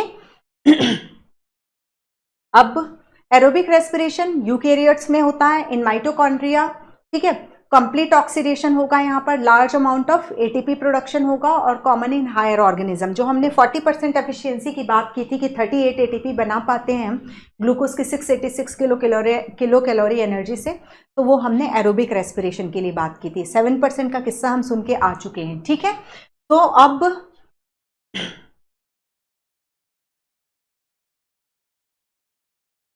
ये हमने फर्मेंटेशन देख लिया पूरा। तो crucial event, the complete oxidation of pyruvate, stepwise removal of all hydrogen atom। जो पायरुविक एसिड का फॉर्मूला हम देख रहे हैं CH3COCOOH, इसमें जितने भी हाइड्रोजन है पायरुविक एसिड में सबको हम बाहर निकालेंगे, उनको हाइड्रोजन को बाहर निकाल देंगे और 3 molecule CO2, pyruvic acid is 3 carbon compound, और उससे हम 3 molecule of carbon dioxide release करा देंगे, ठीक है। तो क्या हो रहा है एरोबिक रेस्पिरेशन में? कुछ नहीं होना है, बल्कि क्या होना है सिर्फ, दैट इज जो पायरुविक एसिड है 3 कार्बन कंपाउंड है, उसके सारे हाइड्रोजन को बाहर निकाला जाएगा और जो 3 कार्बन है उसको कार्बन डाइऑक्साइड बना करके उसको बाहर निकाल दिया जाएगा, ठीक है। तो 3 molecule of carbon dioxide in mitochondrial matrix. तो माइटोकॉन्ड्रियल मैट्रिक्स में ही 3, हमने ग्लाइकोलिसिस में कोई CO2 का इवोल्यूशन नहीं देखा था, वहां 2 मॉलिक्यूल हमें वाटर के जरूर बने हुए मिले थे, ठीक है। अब जो जितने भी CO2 मॉलिक्यूल बनते हैं एरोबिक रेस्पिरेशन की प्रोसेस में, वो कहाँ? माइटोकॉन्ड्रियल मैट्रिक्स में बनते हैं, ठीक है। अब इनर माइटोकॉन्ड्रियल मेम्ब्रेन में अब हमने अभी आउटर और इनर मेम्ब्रेन देखी। Inner mitochondrial membrane surface area को इंक्रीज करने के लिए क्रिस्टी प्रोड्यूस करती है। इन क्रिस्टी में इलेक्ट्रॉन ट्रांसपोर्ट सिस्टम होता है, जो कि फाइनली जहां पर हम ऑक्सीजन का कंजप्शन देखेंगे। Aerobic respiration that is all about oxygen. तो अभी हमने ग्लाइकोलिसिस में ऑक्सीजन को टच नहीं किया, अब जो हम क्रेब्स साइकिल और गेटवे रिएक्शन पढ़ने जा रहे हैं उसमें भी हम ऑक्सीजन को टच नहीं करेंगे। ऑक्सीजन को हम एरोबिक रेस्पिरेशन की last step that is ETS में टच करेंगे। ओके, तो ये हो गया। अब हमने अभी जस्ट ये हमने माइटोकॉन्ड्रियल मैट्रिक्स में पायरुविक एसिड को पहुंचाया था। तो माइटोकॉन्ड्रियल मैट्रिक्स में पहुंचने के बाद जो पायरुविक एसिड है वो लिंक या गेटवे रिएक्शन में जाता है। लिंक या गेटवे रिएक्शन में कुछ नहीं होता, ये पायरुविक एसिड है उससे कोएंजाइम A जुड़ेगा और पायरुवेट डिहाइड्रोजिनेस, ठीक है। यानी पायरुविक एसिड का यहाँ पर क्या होगा? एक तो ऑक्सीडेशन होगा और हम साथ में देखेंगे कि ये पायरुविक एसिड जो 3 कार्बन कंपाउंड का है, ये 2 कार्बन वाले एसिटाइल कोएंजाइम A में कन्वर्ट हो जाएगा और साथ में तीसरा कार्बन जो है CO2 के रूप में रिलीज हो गया। तो पहला माइटोकॉन्ड्रियल मैट्रिक्स में एक मॉलिक्यूल पायरुविक एसिड से एक CO2 का मॉलिक्यूल का रिलीज जो होता है गेटवे रिएक्शन या लिंक रिएक्शन में होता है। तो यहाँ पर हमने देखा ऑक्सीडेशन भी हुआ और डीकार्बोक्सिलेशन भी हुआ।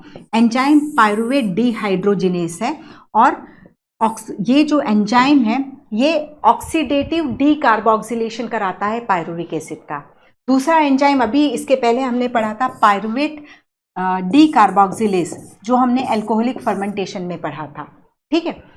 पायरुवेट डीकार्बोक्सिलेज एल्कोहलिक फर्मेंटेशन में यूज होता है। पायरुवेट डिहाइड्रोजिनेस माइटोकॉन्ड्रियल मैट्रिक्स में लिंक रिएक्शन या गेटवे रिएक्शन में यूज होता है और pyruvate dehydrogenase enzyme is responsible for oxidative decarboxylation of pyruvic acid into acetyl coenzyme A, ठीक है। और इसके लिए इस एंजाइम का जो को फैक्टर होता है वह मैग्नीशियम होता है, ठीक है।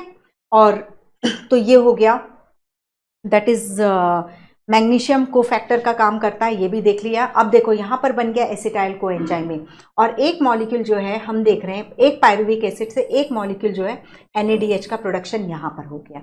ओके, अब इसके बाद ये जब एसिटाइल को एंजाइम बन जाता है तो इस एसिटाइल को एंजाइम A से हम क्रेब्स साइकिल या try carboxylic acid cycle start कराते हैं। तो TCA साइकिल या Krebs cycle start with condensation reaction with acetyl co enzyme A and ऑक्जेलो acetic acid. तो एसिटाइल को एंजाइम A को हमने देखा कि ये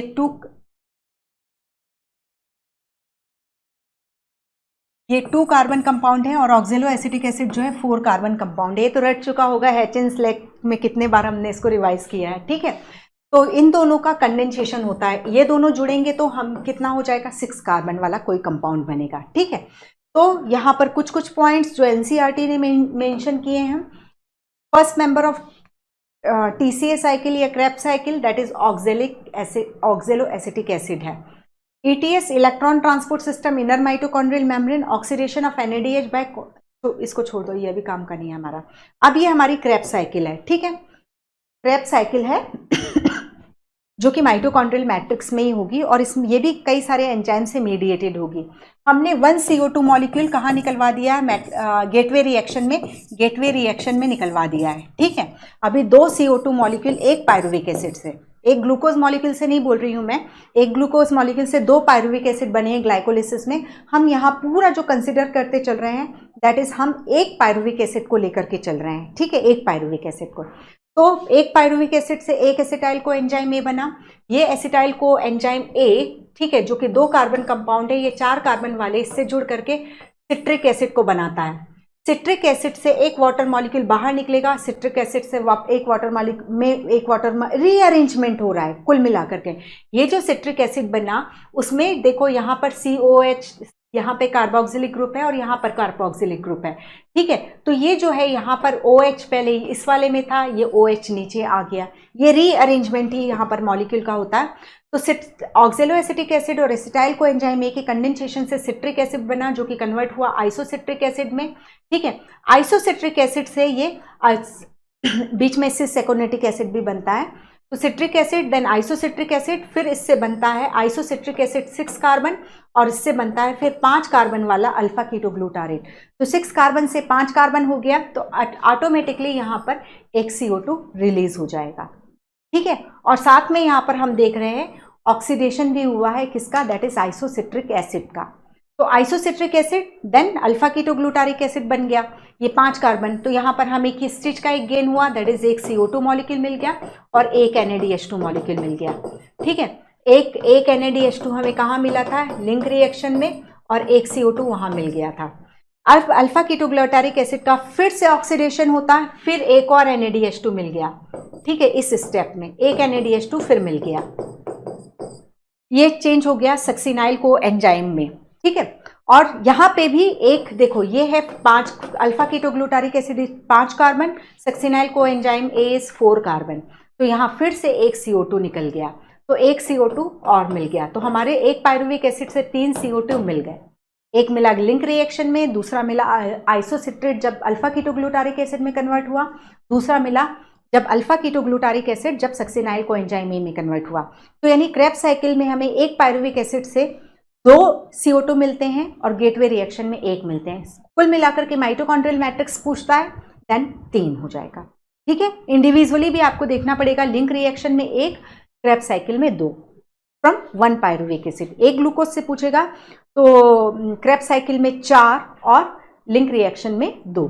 ये सब चीज़ों को थोड़ा सा याद रखना है। अब यहाँ से फिर से ले लो, citric acid, cisaconitic acid, isocitric acid, alpha ketoglutaric acid, alpha ketoglutaric acid से सक्सिनाइल को एंजाइम ए, और सक्सिनाइल को एंजाइम ए से ये सक्सिनिक एसिड में कन्वर्ट होता है। तो यहाँ सबस्ट्रेट लेवल फॉस्फोराइलेशन होता है। सबस्ट्रेट लेवल फॉस्फोराइलेशन का मतलब है डायरेक्टली सबस्ट्रेट से एटीपी की सिंथेसिस हो रही है। ये जीडीपी और ये फॉस्फेट जुड़ा, इसके कन्वर्शन में जो भी एनर्जी निकल रही है वो उसको जीटीपी में कन्वर्ट हो रही है। ये जीटीपी एडीपी से रिएक्ट करके ये एटीपी बन जाएगा और ये वापस से जीडीपी में कन्वर्ट हो गया और जीडीपी फिर से इससे जीटीपी में कन्वर्शन के लिए रेडी हो जाएगा। तो दिस इज द स्टेप जहां पर हम सबस्ट्रेट लेवल फॉस्फोराइलेशन देखते हैं। फिर सक्सिनिक एसिड 4 कार्बन, यहाँ से आपका 4 कार्बन स्टार्ट हो गया, 5 कार्बन दैट इज सिर्फ और सिर्फ अल्फा कीटोग्लूटारिक एसिड देखने को मिलता है। सिट्रिक एसिड और आइसोसिट्रिक एसिड ये दोनों 6 कार्बन कंपाउंड है, ठीक है। अब सक्सिनाइल कोएंजाइम में 4 कार्बन कन्वर्ट हुआ सक्सिनिक एसिड में, सक्सिनिक एसिड फिर फ्यूमारिक एसिड में कन्वर्ट होगा। तो यहाँ ये जो फ्यूमारिक एसिड में जब कन्वर्शन होता है तो सक्सिनिक एसिड का अगेन ऑक्सीडेशन होता है और जो हाइड्रोजन निकलेंगे वो FADH2 की सिंथेसिस में यूटिलाइज हो जाएंगे, ठीक है। और यहाँ पर जो एंजाइम है वो है सक्सिनेट डीहाइड्रोजिनेज, ठीक है, इस एंजाइम को हम बायोमोलिक्यूल में भी पढ़ते हैं। Succinic acid and malonic acid are the competitive inhibitor. तो ये जो सक्सिनिक डिहाइड्रोजिनेस एंजाइम है, ये कुछ नहीं है, जब हम ईटीएस पढ़ेंगे तो ये जो होता है ये कॉम्प्लेक्स 2 होता है। Succinic dehydrogenase itself is a complex 2। तो कई बार क्वेश्चन आता है कि दैट इज क्रेब्स साइकिल का कौन सा enzyme inner mitochondrial matrix membrane में होता है, that is succinic dehydrogenase, this is known as complex 2 of ETS। ठीक है, फिर ये सक्सिनिक एसिड कन्वर्ट हुआ फ्यूमारिक एसिड में, और फ्यूमारिक एसिड फिर कन्वर्ट हुआ मैलिक एसिड में। तो यहाँ पर एडिशन ऑफ वाटर होता है, ये चीज़ को देख लो। और मैलिक एसिड फिर ऑक्जेलो एसिटिक एसिड में कन्वर्ट होता है। तो मैलिक एसिड का ऑक्जेलो एसिड में कन्वर्शन जो होता है वो अगेन ऑक्सीडेशन प्रोसेस होता है। ठीक है, तो ये एक NADH2 यहाँ बन गया। अब हम एक चीज़ इसमें सिंपल देख रहे हैं, पहले हम देख लेते हैं कहाँ कहाँ हमें NADH2 NADH मिले। तो हमने देखा था कि पायरुविक एसिड जब इसमें कन्वर्ट हुआ तो एक NADH यहाँ मिला हमें, दूसरा NADH आइसोसिट्रेट से अल्फा कीटोग्लूटारेट में, तीसरा NADH हमें मिला दैट इज ये ओवरऑल माइटोकॉन्ड्रिया की बात कर रहे हैं हम। तीसरा मिला हमने जब ये अल्फा 5 कार्बन 4 कार्बन में चेंज हुआ, दैट इज तीसरा मिल गया। चौथा हमें यहाँ पर मिला। ठीक है, एक FADH2 मिलता है। तो ये FADH2 हमें कहाँ पे मिल रहा है, दैट इज यहाँ पर। एक FADH2 हमें 2 ATP प्रोड्यूस करके देता है और एक NADH2 हमें 3 ATP प्रोड्यूस करके देता है। क्यों ये वेरिएशन है वो हम ATS में बात करेंगे।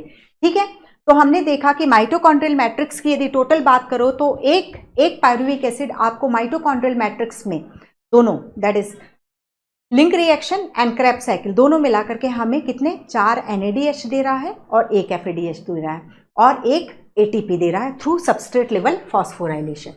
ठीक है, तो कुल मिलाकर के अब बैलेंस शीट देख लो। तो एक क्रेब्स साइकिल, सिर्फ अभी हम क्रेब्स साइकिल की बात कर रहे हैं, तो हमें 3 NADH2 मिला, एक NADH2 से 3 ATP यानी 9 ATP इससे मिलेंगे, एक FAD मिलेगा तो उससे हमें 2 ATP मिलेंगे और एक सबस्ट्रेट लेवल फॉस्फोराइलेशन से ATP मिलेगा। तो 9 2 11 1 12। ठीक है, यदि हम इसमें गेटवे रिएक्शन का NAD इंक्लूड कर लेते हैं तो दैट इज हमें कितना मिल गया, +3 और ATP मिल गया, दैट इज 15। तो 15 30 ATP आपको डायरेक्टली नहीं मतलब कि वाया ATS मिलेंगे।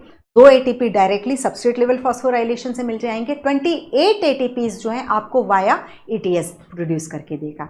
इसके अलावा ग्लूकोज में आपने 2 ATP को तो नेट गेन देखा था। इसके अलावा यदि एरोबिक रेस्पिरेशन हो रहा है तो वो NADH2 को पायरुविक एसिड फर्मेंटेशन प्रोसेस में नहीं जाएंगे। वो NADH2 जो हम पढ़ के आए वो कहाँ आ जाएंगे, जो साइटोप्लाज्म में जो NADH2 है वो भी कहाँ आ जाएंगे, माइटोकॉन्ड्रियल मेम्ब्रेन को क्रॉस करते हुए मैट्रिक्स में आ जाए सॉरी दैट इज ETS में आ जाएंगे। ठीक है, ETS में आ जाएंगे। तो वहाँ हमने कितने NADH2 प्रोड्यूस कराए थे, 2 NADH2 प्रोड्यूस कराए थे ना जब PGAL13 बाई PGA में कन्वर्ट हो रहा था। तो 2 NADH2 यानी 6 ATP प्लस 2 ATP हमें ग्लाइकोलिसिस में मिला था। 30 ATP हमने यहाँ देखा, 15 + 15 + 8 दैट इज आपके 38 ATPs यहाँ पे बन गए।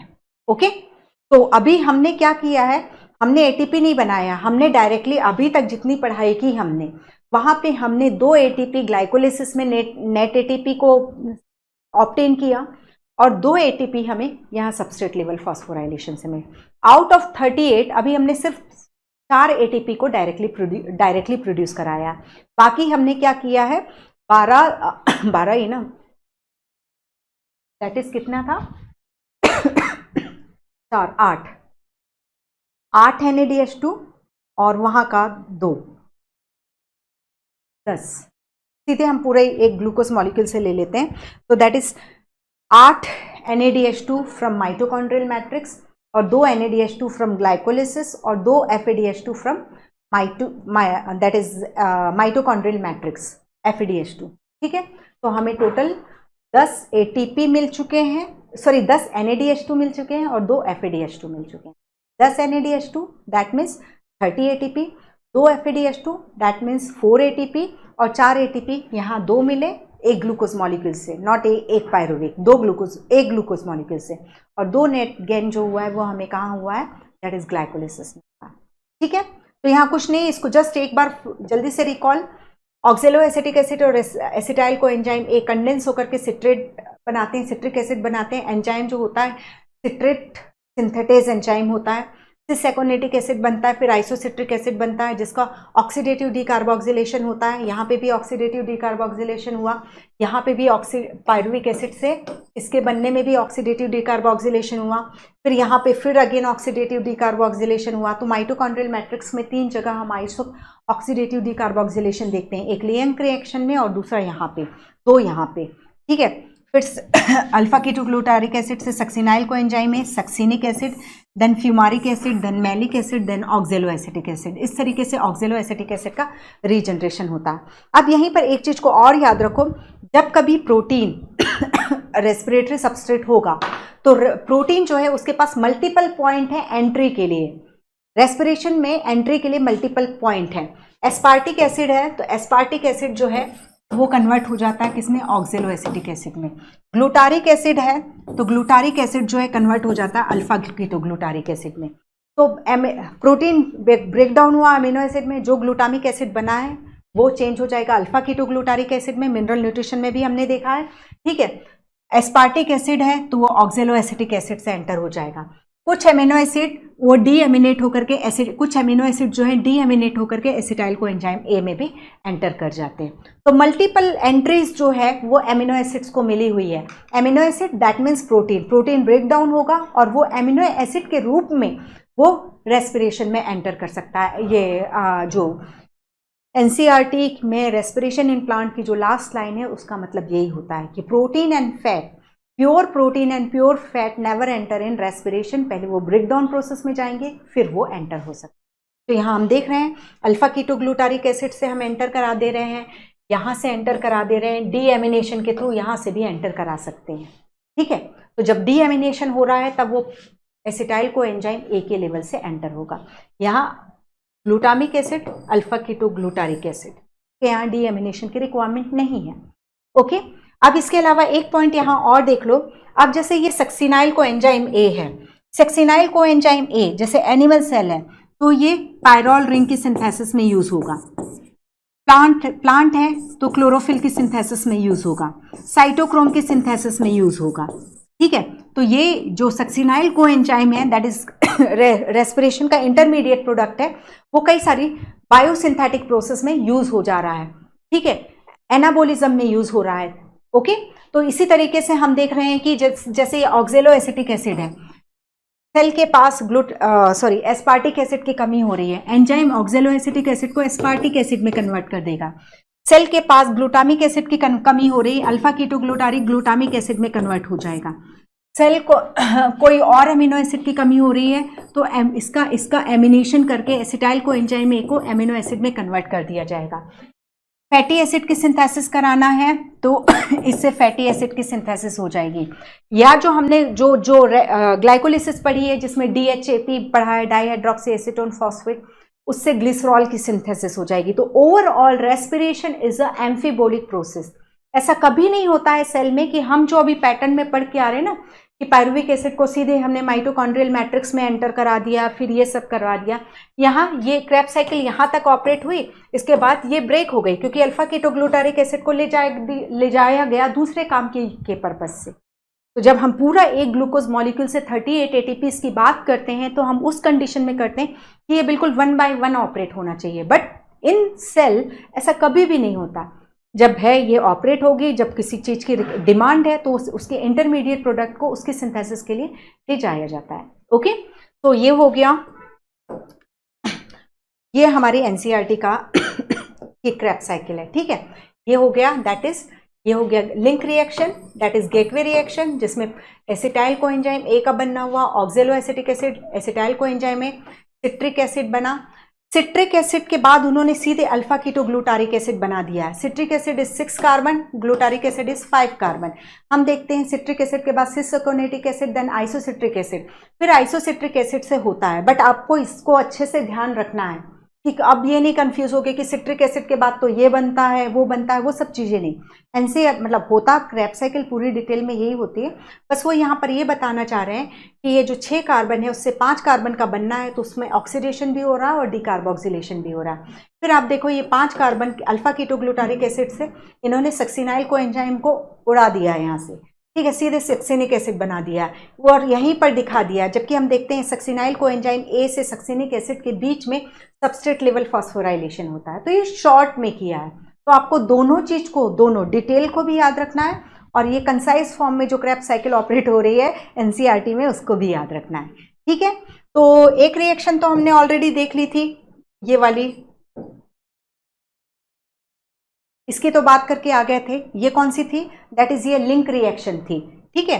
अब माइटोकॉन्ड्रियल मैट्रिक्स के लिए पूरी एक ओवरऑल रिएक्शन इन्होंने दी हुई है। क्रेब्स साइकिल लिंक रिएक्शन कुछ भी अलग अलग नहीं दिया हुआ है। देखो, एक पायरुविक एसिड है, उसको 4 ऑक्सीडाइज NAD दोगे, 1 ऑक्सीडाइज FeD दोगे, 2 वाटर मॉलिक्यूल कंजप्शन होगा माइटोकॉन्ड्रियल मैट्रिक्स में, ठीक है। माइटोकॉन्ड्रियल मैट्रिक्स में 2 वाटर मॉलिक्यूल का कंजप्शन होगा। ADP दोगे, क्यों दोगे? क्योंकि GTP बना है, उसको ADP के साथ रिएक्ट करा के हमें ATP लेना है, सबस्ट्रेट लेवल फॉस्फोराइलेशन का।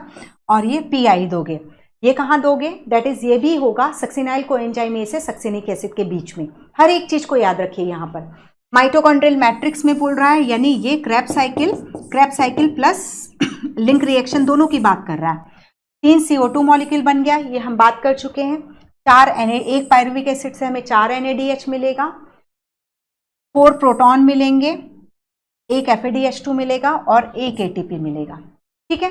तो ये एक पायरुविक एसिड की बात कर रहा है। यदि ग्लूकोज से यदि बात करें तो यहाँ पर 2 पायरुविक एसिड हो जाएगा, इसको 8 कर दो, इसको 2 कर दो, इसको 4 कर दो, इसको 2 कर दो, इसको 2 कर दो, तो ये हो जाएगा 6 CO2 हो जाएगा, ये 8 NADH2, 2 FADH2, 8 प्रोटॉन और ये 2 ATP, ठीक है। तो ये इस तरीके से ये करके रखना आप लोग भी कि यदि स्मार्टली कोई क्वेश्चन करता है तो वहाँ पर जरूर देख लेना पायरुविक एसिड बोल रहा है कि ग्लूकोज बोल रहा है, इससे प्रोड्यूस कराने को बोल रहा है, ठीक है। अब ETS हमने सिर्फ 4 ATP डायरेक्ट, मतलब हमें ATP के फॉर्म में सिर्फ 4 ही मिल रहे हैं, बाकी हमने क्या करके रखा है 10 NADH2 ग्लाइकोलिसिस और माइटोकॉन्ड्रियल मैट्रिक्स से और 2 FADH2 रेडी रखा हुआ है। अब इनकी फीडिंग हम कराएंगे ETS में, which is located in inner mitochondrial membrane, ठीक है। अब ETS release and utilise energy, हाँ, ETS का काम क्या है? वो NADH में जो एनर्जी है उसको रिलीज करेगी और उसको यूटिलाइज करेगी ATP सिंथेसिस में। और इस प्रोसेस में अब जब जो लास्ट स्टेप हम एरोबिक रेस्पिरेशन का पढ़ रहे हैं, that is electron transport system, उसमें हम ऑक्सीजन को यूज कराएंगे। ऑक्सीजन यहाँ पर जब हम ETS को देखेंगे तो मोस्ट इलेक्ट्रो नेगेटिव हो जाएगी, ठीक है। जिसमें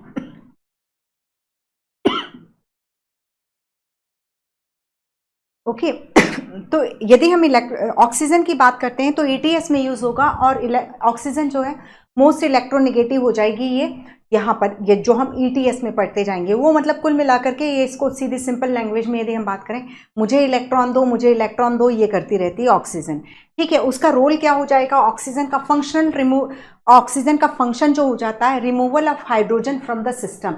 देखो हमने कितने सारे NADH2 बना करके रख लिए हैं। यदि हमें ये पूरी cycle glycolysis Krebs cycle operate कराना है तो फिर वही बात है कि दैट इज इसमें जो NAD जो रिड्यूस हुए हैं उनको ऑक्सीडाइज फॉर्म में लाना है, उसको NADH2 that is reduced NADH है, जो ये NADH है जो उसको हमें किस फॉर्म में लाना है? NAD फॉर्म में लाना है। तो इसका हमें हाइड्रोजन रिमूव कराना पड़ेगा। हाइड्रोजन को भाई उसका कोई एक्सेप्टर तो होना चाहिए ना, यही इसीलिए हम ऑक्सीजन रख रहे हैं कि ये जो हाइड्रोजन जो NADH में आ रही है, ये जो है ये हाइड्रोजन को निकाला जाएगा, ऑक्सीजन को दे दिया जाएगा तो वाटर मॉलिक्यूल बन जाएगा। ये ऑक्सीडाइज हुई, ये फिर चली गई ग्लाइकोलिसिस, ये फिर चली गई क्रेब्स साइकिल में और जगह पे ग्लाइकोलिसिस में और फिर से रिड्यूस होकर के आ गई, ठीक है। अब जब हम NADH से एक चीज लो, NADH से मैंने डायरेक्टली इलेक्ट्रॉन ऑक्सीजन को दे दिए और एक चीज मैंने काम किया, NADH से इलेक्ट्रॉन मैंने कई स्टेप 1, फिर स्टेप 2, फिर स्टेप 3, फिर स्टेप 4, फिर मैंने इसको ऑक्सीजन को दिया। तो क्या होगा कि NADH जो रिड्यूस फॉर्म में है वो स्लोली ऑक्सीडाइज हो रहा है, ठीक है, यहां से धीरे धीरे मूव कर रहा है ये, और इस स्टेप में वो थोड़ी थोड़ी एनर्जी रिलीज कर रहा है, ठीक है। उस एनर्जी को हम यूज करेंगे, किसके लिए? प्रोटॉन ग्रेडियंट को क्रिएट करने के लिए। यदि मैं सोचती कि मैं NADH है उसके लिए इतना लंबा चौड़ा ETS क्यों रखूं, तो उससे मुझे क्या नुकसान होता कि मैं कंबशन वाली प्रोसेस में चली जाती कि एक ही बार में पूरी एनर्जी रिलीज करा दी और हमें कुछ नहीं मिला, ठीक है। वो एक पता नहीं आप लोग को इसमें थी कि नहीं, वो एक है ना वो मुर्गी का सोने का अंडा देने वाली मुर्गी। तो ये चीज जो होता, यदि मैं ऐसा करती तो वो कि लालच में सीधे एक ही बार में इतना ETS का बीच का स्टेप नहीं रखूं, NADH से सीधे NADH में जो हाइड्रोजन है वो सीधे ऑक्सीजन को दे दूं, बीच के स्टेप को मिस कर जाऊं, ठीक है। यदि ये करती तो मुझे कुछ भी यूजेबल एनर्जी नहीं मिलती। ये कर रही हूं तो मुझे यूजेबल एनर्जी मिल रही है, और जिसका यूज मैं कर रही हूँ प्रोटॉन ग्रेडियंट क्रिएट करने में, और वो प्रोटॉन ग्रेडियंट को फिर हम वही केमी ऑस्मोसिस करवाएंगे जो फोटोसिंथेसिस में पढ़े हैं, और ATP सिंथेसिस करवा लेंगे, ठीक है। तो ये डिफरेंस है, ETS इसलिए जरूरी था। एक्चुअली यदि आप डायरेक्टली NADH से यदि आप हाइड्रोजन को ऑक्सीजन को दिलवा देते हो ना, और पानी बनवा देते हो, तो 58 किलो कैलोरी एनर्जी आप हीट के फॉर्म में निकलवा दोगे, बर्बाद करवा दोगे। और यदि आप स्टेप वाइज करोगे तो ये धीरे धीरे प्रोटॉन्स को अंदर भेजते जाएंगे, इनर मेम्ब्रेन और इंटर मेम्ब्रेन स्पेस में, दैट इज आउटर और इनर मेम्ब्रेन के बीच में जो गैप है वहां पे पहुंचाते जाएंगे, तो प्रोटॉन ग्रेडियंट क्रिएट होगा, और जब ये मूव करके आएंगे माइटोकॉन्ड्रियल मैट्रिक्स में वाया F0 F1 पार्टिकल, तो हमें ATP सिंथेसिस करके दे देंगे। तो हमारा ये रेस्पिरेशन प्रोसेस के पीछे इतना टाइम इन्वेस्ट करना सार्थक हो जाएगा, ठीक है। क्योंकि आप भी पढ़ रहे हो, आपकी भी बहुत ATP लग रही है, मैं जो बोलते जा रही हूँ उसमें भी ATP लग रही है, तो वो जो है यही काम जो हो रहा है वहां पे, ओके। सो यहाँ पर ये देखा हमने कि क्यों है भाई ATS की जरूरत क्यों पड़ रही है हमें। ये भी तो कर सकते थे कि NADH से सीधे हम दे देते। तो बेटा ये हम इसको पढ़ लेते हैं, इसके बाद सीधे हम इमेज में ही चलते हैं क्योंकि उसी से क्लियर होता है। एनर्जी ऑफ ऑक्सीडेशन रिडक्शन जो होगी वो ATP सिंथेसिस में होगी, डायरेक्टली ATP सिंथेसिस में नहीं होगी, बल्कि वो पहले प्रोटॉन ग्रेडियंट क्रिएट करने में होगी, फिर ATP सिंथेसिस करने में होगी। तो यहाँ हम ऑक्सीडेशन रिडक्शन खेलेंगे ETS में, और इस एनर्जी को यूज कर रहे हैं ATP सिंथेसिस में, दैट्स व्हाई वी से दिस ऑक्सीडेटिव फॉस्फोराइलेशन, ठीक है। ये हुआ। अब यहाँ पर 4 कॉम्प्लेक्स होते हैं, ठीक है, 4 कॉम्प्लेक्स होते हैं। ये कॉम्प्लेक्स 1 है, ठीक है, ये कॉम्प्लेक्स 2 है। कॉम्प्लेक्स 2 की तो गुणगान करके आ चुके हैं, सक्सिनिक डिहाइड्रोजिनेस क्रेब्स साइकिल का वो एंजाइम जो कि इनर माइटोकॉन्ड्रियल मेम्ब्रेन में होता है, दैट इज वो सक्सिनिक डिहाइड्रोजिनेस होता है, जो कि FADH2 सिंथेसाइज करके हमें देता है, ठीक है। फिर ये कॉम्प्लेक्स 1 हो गया, ये कॉम्प्लेक्स 2 हो गया, ये कॉम्प्लेक्स 3 है और कॉम्प्लेक्स 4 है। ये इलेक्ट्रॉन ट्रांसपोर्ट सिस्टम के पार्ट हैं। इसके अलावा 2 फेरी लगाने वाले यानी मूवेबल प्रोटीन्स और होते हैं, ये यूबिक्विनॉन है और ये साइटोक्रोम C है। ये जो है फिक्स नहीं है। देखो ये इनर माइटोकॉन्ड्रियल मेम्ब्रेन है, तो ये भी तो लिपिड और प्रोटीन की बनी हुई है ना, ये लिपिड बाइलेयर लिपिड है, इसमें इस तरीके से प्रोटीन्स फिक्स हैं। ये हैं हमारे ETS के कंपोनेंट, 4 कंपोनेंट है, कॉम्प्लेक्स 1, कॉम्प्लेक्स 2, कॉम्प्लेक्स 3, कॉम्प्लेक्स 4। इसके अलावा 2 मूवेबल प्रोटीन भी हैं। पहला जो है यूबिक्विनॉन है। यदि पूरे इस ETS की बात करें, ये जो हम 4 कॉम्प्लेक्स पढ़ रहे हैं, मतलब पूरे ETS की बात करें जिसमें हम 4 कॉम्प्लेक्स पढ़ रहे हैं, उसके अलावा इसकी बात कर रहे हैं यूबिक्विनॉन को, तो ubiquinone is the only component which is not in proteinaceous nature. वो को एंजाइम है, को एंजाइम Q जो बोलते हैं ना, दैट इज यूबिक्विनॉन है, ओके। अब यहाँ पर देखो सिंपल सा है, NADH जो है, NADH अपने इलेक्ट्रॉन, ये NADH यहाँ पे लिखा हुआ है, ठीक है। ये कहाँ पर है, कहाँ पर बना है, ये मैट्रिक्स में बना, ये मैट्रिक्स साइड है बेटा, और ये ले लो तुम आउटर मेम्ब्रेन ऑफ माइटोकॉन्ड्रिया, ये इनर मेम्ब्रेन दिख रही है, ये हमारी इनर मेम्ब्रेन है, और ये आउटर मेम्ब्रेन है, और इसके बीच में ये इंटर मेम्ब्रेन स्पेस है। ठीक है, ये माइटोकॉन्ड्रियल मैट्रिक्स है, ये माइटोकॉन्ड्रियल मैट्रिक्स है। यहाँ पर हमने NADH प्रोड्यूस कराया है और FADH प्रोड्यूस कराया है। ठीक है, NADH आया, NADH ने अपना इलेक्ट्रॉन जो है किसको दे दिया, दैट इज किसको दिया, कॉम्प्लेक्स 1 को दिया। और जब ये NADH में जो भी प्रोटॉन्स हैं, यहाँ पर प्रोटॉन्स थे, उसकी पंपिंग की गई कहाँ पर, इंटर मेम्ब्रेन स्पेस में पंपिंग कर दी गई। ठीक है, फिर ये जो इलेक्ट्रॉन इसके पास है, कॉम्प्लेक्स 1 के पास है, इससे इलेक्ट्रॉन ले लेगा यूबिक्विनॉन। ठीक है, वो इसके पास यहाँ पे आएगा, यहाँ से इससे इलेक्ट्रॉन लेगा, फिर ले जा करके कॉम्प्लेक्स 3 को दे देगा। वैसे यूबिक्विनॉन जो है यहाँ पे जाएगा या इसके पास आएगा कॉम्प्लेक्स 2 के पास, इससे इलेक्ट्रॉन लेकर के कॉम्प्लेक्स 3 को दे देगा। ठीक है, कॉम्प्लेक्स 3 से इलेक्ट्रॉन लेगा, ये साइटोक्रोम C से C यहाँ पे आएगा, इनसे इलेक्ट्रॉन लेकर के कॉम्प्लेक्स 4 को दे देगा। ठीक है, कॉम्प्लेक्स 4 में यहाँ पर अभी हम इसको और डिटेल में देखेंगे। जो कॉम्प्लेक्स 4 है उसमें वो जो है साइटोक्रोम A/A3, तो ये यहाँ पर साइटोक्रोम A को आएगा, फिर A3 को आएगा, और यहाँ पर जब इलेक्ट्रॉन आएगा, और यहाँ पर माइटोकॉन्ड्रियल मैट्रिक्स में ऑक्सीजन है, ये ऑक्सीजन है, ये इलेक्ट्रॉन आ गए और प्रोटॉन आ गए यहाँ से, और ये बन गया वाटर मॉलिक्यूल। तो एक चीज़ याद रखो, वाटर मॉलिक्यूल का बनना जो होता है वो किस साइड पे होता है, माइटोकॉन्ड्रियल मैट्रिक्स के साइड पे होता है। ठीक है, तो यहाँ बिल्कुल सिंपल सा है बेटा, कुछ भी कॉम्प्लिकेटेड तो है ही नहीं। माइटोकॉन्ड्रियल मैट्रिक्स में NADH और FADH बने हुए हैं, ये जब ETS से जा रहे हैं, इस बीच में यहाँ पर प्रोटॉन की पंपिंग कहाँ कर दी जा रही है, इंटर मेम्ब्रेन स्पेस पर कर दी जा रही है, राइट। और ये जब मूव करते जा रहे हैं, फाइनली A3 पर पहुंचेंगे, A3 पर इलेक्ट्रॉन पहुंचे, यहाँ पर जो माइटोकॉन्ड्रियल मैट्रिक्स में ऑलरेडी जो प्रोटॉन है वो मिल करके इलेक्ट्रॉन, प्रोटॉन और ऑक्सीजन मिल करके इन्होंने वाटर मॉलिक्यूल को बना लिया। इतनी स्टोरी यहाँ पे हुई। ओके, अब जस्ट मिनट। ठीक है, अब अभी इसके पहले हम NCERT का देख लेते हैं, फिर हम केमी ऑस्मोसिस की बात करेंगे। ठीक है, ये है कि ये NCERT की इमेज है, और इसके पहले भी मैंने फोकस बैच में भी ये चीज़ बोली थी कि अभी तक हम कॉम्प्लेक्स 1, 2, 3, 4 ये बात बहुत ज़्यादा करते हैं। Complex 5 is F0F1 particle. ठीक है, जो केमी ऑस्मोसिस के लिए रिस्पॉन्सिबल होगा वो कॉम्प्लेक्स 5 कहलाता है। यहाँ पर एक चीज़ देखो, आप लोग को एक काम करना है, दैट इज कॉम्प्लेक्स 1, इसको हम, दैट इज कुछ नहीं, ये प्रोटीन है, तो कौन सा एंजाइम है, that is, it is basically, ये मतलब NADH डिहाइड्रोजिनेस ही है। NADH डिहाइड्रोजिनेस का काम क्या है, NADH2 को डिहाइड्रोजिनेट करना, उसके हाइड्रोजन को रिमूव करा देना। तो उसका हाइड्रोजन आ गया यहाँ पर, ठीक है, उसके मतलब दैट इज, ये प्रोटॉन गया, प्रोटॉन की पंपिंग करवा दी, और ये जो है इलेक्ट्रॉन। तो यहाँ पर ये फ्लेविन प्रोटीन होता है, उसमें फ्लेविन प्रोटीन से फिर वो आयरन सल्फर प्रोटीन पे जाता है, फिर वो आयरन सल्फर प्रोटीन इलेक्ट्रॉन को यूबिक्विनॉन को दे देता है। यूबिक्विनॉन इलेक्ट्रॉन्स को लेकर के रिड्यूस हो जाएगा, और ये जो रिड्यूस है ये कॉम्प्लेक्स 3 को दे देगा।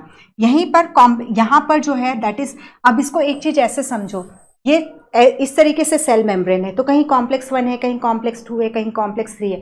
सीक्वेंस में कंफ्यूज नहीं होना है कि ये तो कॉम्प्लेक्स 1 फिर 3 फिर 2 है, ऐसा नहीं है। हमें इसको 3D व्यू में देखना होगा। जैसे ये है, तो यहाँ पर एक जगह पर कॉम्प्लेक्स 1 होगा, एक जगह कॉम्प्लेक्स 2, इधर कॉम्प्लेक्स 3 है, बीच में यूबिक्विनॉन है। तो यूबिक्विनॉन कॉम्प्लेक्स 1 और कॉम्प्लेक्स 2 दोनों से ही इलेक्ट्रॉन लेकर के दे देता है कॉम्प्लेक्स 3 को दे देता है। ठीक है, तो हम देखो यदि पूरा देखें तो FMN फिर आयरन सल्फर प्रोटीन। तो मैं यही बोल रही हूँ कि यदि ये क्वेश्चन इस तरीके से भी बन सकता है, FMN और ये ब्लैंक छोड़ दिया, तो यहाँ कौन सा आएगा, दैट इज आयरन सल्फर आएगा। ये पॉसिबिलिटी है, क्योंकि हर एक क्वेश्चन धीरे धीरे यूज होता जा रहा है। तो जो 4, 5, 6 क्वेश्चन नए टाइप के, बिल्कुल अलग टाइप के डलते हैं, उन क्वेश्चन में से ये क्वेश्चन दिखाई दे सकते हैं। ठीक है, तो ये हुआ, फिर यूबिक्विनॉन को गया, फिर यूबिक्विनॉन रिड्यूस हुआ, यूबिक्विनॉन ने जो इलेक्ट्रॉन्स है किसको दिया, देखो बेटा, दैट इज साइटोक्रोम B को दिया। ठीक है, साइटोक्रोम B के बाद गया ये आयरन सल्फर प्रोटीन को, फिर साइटोक्रोम C1 को दिया। ठीक है, और साइटोक्रोम C1 को दिया, और उसके बाद साइटोक्रोम C1 ने साइटोक्रोम C को दिया। साइटोक्रोम C इलेक्ट्रॉन को ले जा करके कॉपर एलिमेंट को दिया, और कॉपर से वो गया, हम पढ़ते हैं ना कॉम्प्लेक्स 4 में 2 कॉपर एटम भी होते हैं, तो एक कॉपर एटम ये दिखाई दे रहा है, दूसरा ये दिखाई दे रहा है, वहां से साइटोक्रोम A को गया, फिर ये साइटोक्रोम A3 को गया, फिर कॉपर एटम को गया, और ये यहाँ से फिर जो फाइनली जो है दैट इज ये हाफ मतलब एक ऑक्सीजन का एटम या हाफ मॉलिक्यूल ऑफ ऑक्सीजन और प्रोटॉन जो ऑलरेडी माइटोकॉन्ड्रियल मैट्रिक्स में है वो यूज हुए और वाटर मॉलिक्यूल का फॉर्मेशन हुआ। ओके, तो ये पूरा आपको FMN, फिर आयरन सल्फर, फिर यूबिक्विनॉन, फिर साइटोक्रोम B, फिर आयरन सल्फर, फिर साइटोक्रोम C1, आयरन सल्फर। तो आयरन सल्फर आप देखो यहाँ पे भी प्रेजेंट है, यहाँ पे भी प्रेजेंट है और यहाँ पे भी प्रेजेंट है। ठीक है, कॉपर कहाँ पर प्रेजेंट है, दैट इज कॉम्प्लेक्स 4 पर प्रेजेंट है। ओके, तो इन सब चीजों को अच्छे से याद रखना पड़ेगा आपको, ये पूरी इमेज आपको बहुत अच्छे से याद रखनी होगी। सीक्वेंसिंग का मैंने बता ही दिया कि वो कंफ्यूज नहीं, आपको इस व्यू में देखना है, इसको फ्लैट व्यू में नहीं लेकर के चलना है। ओके, अब एक चीज और देखो, यहाँ पर NADH ने यहाँ पर इलेक्ट्रॉन और प्रोटॉन को दिया, तो 4 जब ये ट्रांसफर हो रहा है इलेक्ट्रॉन का, तो 4 प्रोटॉन ये, 4 प्रोटॉन ये, 2 प्रोटॉन ये, तो NADH कितने प्रोटॉन को भेज रहा है माइटोकॉन्ड्रियल मैट्रिक्स से इंटरमेम्ब्रेन स्पेस में, दैट इज 10 प्रोटॉन्स को भेज रहा है। FADH2 कहाँ पर दे रहा है अपना इलेक्ट्रॉन, यहाँ पर दे रहा है। तो वो यदि हम इसको पूरा ऐसे सीक्वेंस से भी ले लेते हैं तो FADH2 से ये इसमें गया, तो ये 4 + 2 FADH2 कितना देता है, दैट इज 6 प्रोटॉन की शटलिंग करा रहा है वो। ये जो शटलिंग होती है, ठीक है, दैट इज FADH2 से 6 होती है और NADH2 से 10 होती है। तो हम बोलते हैं ना, अब क्या होता है, ये जब NADH2 यहाँ से मूव कर रहा है ATS से 10 प्रोटॉन को भेजा, FADH2 6 प्रोटॉन को भेजा। अब यही जो मैट्रिक्स से भेजा जा रहा है यहाँ, ये इंटरमेम्ब्रेन स्पेस है। अब इसके बाद यहाँ से इन 4 प्रोटॉन जब हम F0 F1 पार्टिकल से निकालेंगे तो हमें एक ATP की सिंथेसिस मिलेगी, एक ATP की। ठीक है, एक ATP की सिंथेसिस मिलेगी। 10 को ये NADH2 भेज रहा है मैट्रिक्स से इंटरमेम्ब्रेन स्पेस में। इन 10 में से जब 10 में से 4 प्रोटॉन ATP सिंथेटिस से या कॉम्प्लेक्स 5 से क्रॉस करेंगे तो एक ATP की सिंथेसिस होगी। तो एग्जैक्टली लो तो NADH2, एक NADH2 से हम कितनी 2.5 ATP करवा पाएंगे और इससे कितनी करवा पाएंगे 1.5। ठीक है ना, 4 प्रोटॉन से 1 और 4 का आधा 2, तो उससे आधा ATP। तो हम इसलिए बोलते हैं कि एक NADH2 जो है एग्जैक्टली 2.5 ATP की सिंथेसिस करता है, क्योंकि वो 10 प्रोटॉन को भेजा। उस 10 प्रोटॉन में जब 4 गए तो एक ATP सिंथेसिस, जब 4 गए तो एक ATP की सिंथेसिस, फिर 2 गए तो आधी ATP की सिंथेसिस होगी।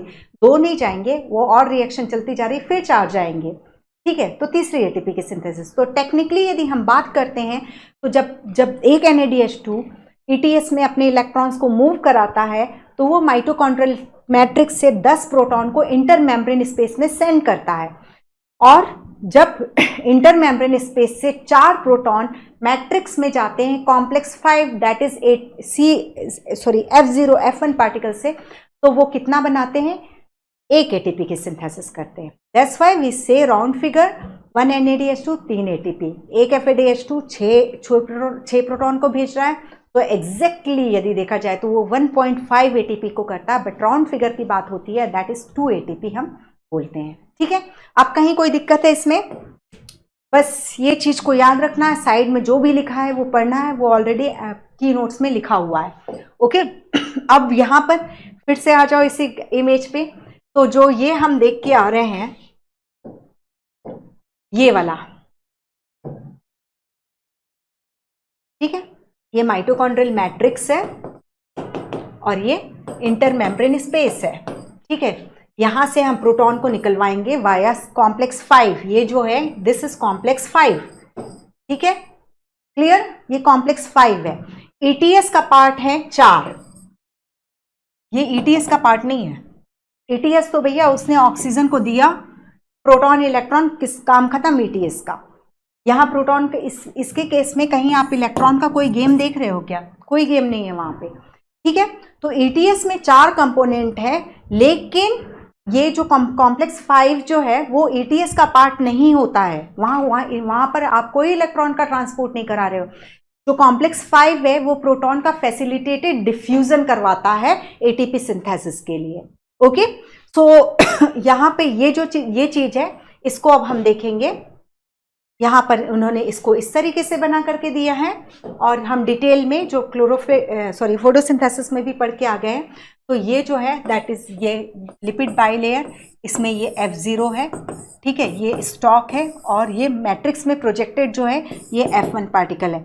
F1 पार्टिकल इज नथिंग बल्कि प्रोटीन है, मतलब ये पूरे ही प्रोटीन है।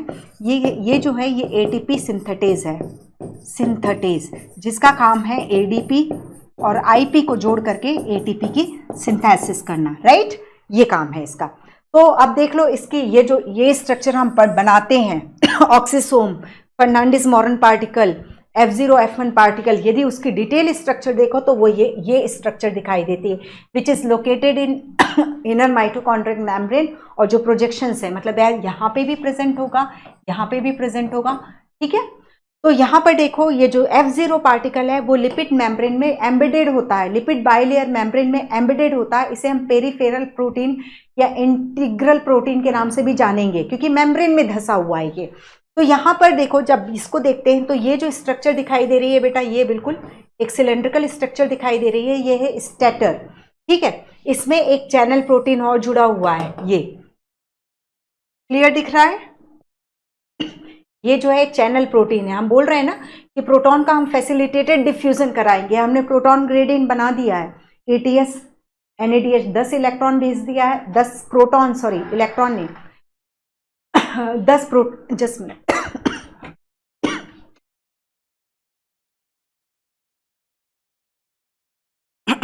ओके, इसकी स्ट्रक्चर को एक बार हम फिर से देखते हैं। दैट इज ये जो है दैट इज ये, इसको ऐसे अंदर लोगे तो ये माइटोकॉन्ड्रियल मैट्रिक्स है, MM, ठीक है, माइटोकॉन्ड्रियल मैट्रिक्स है।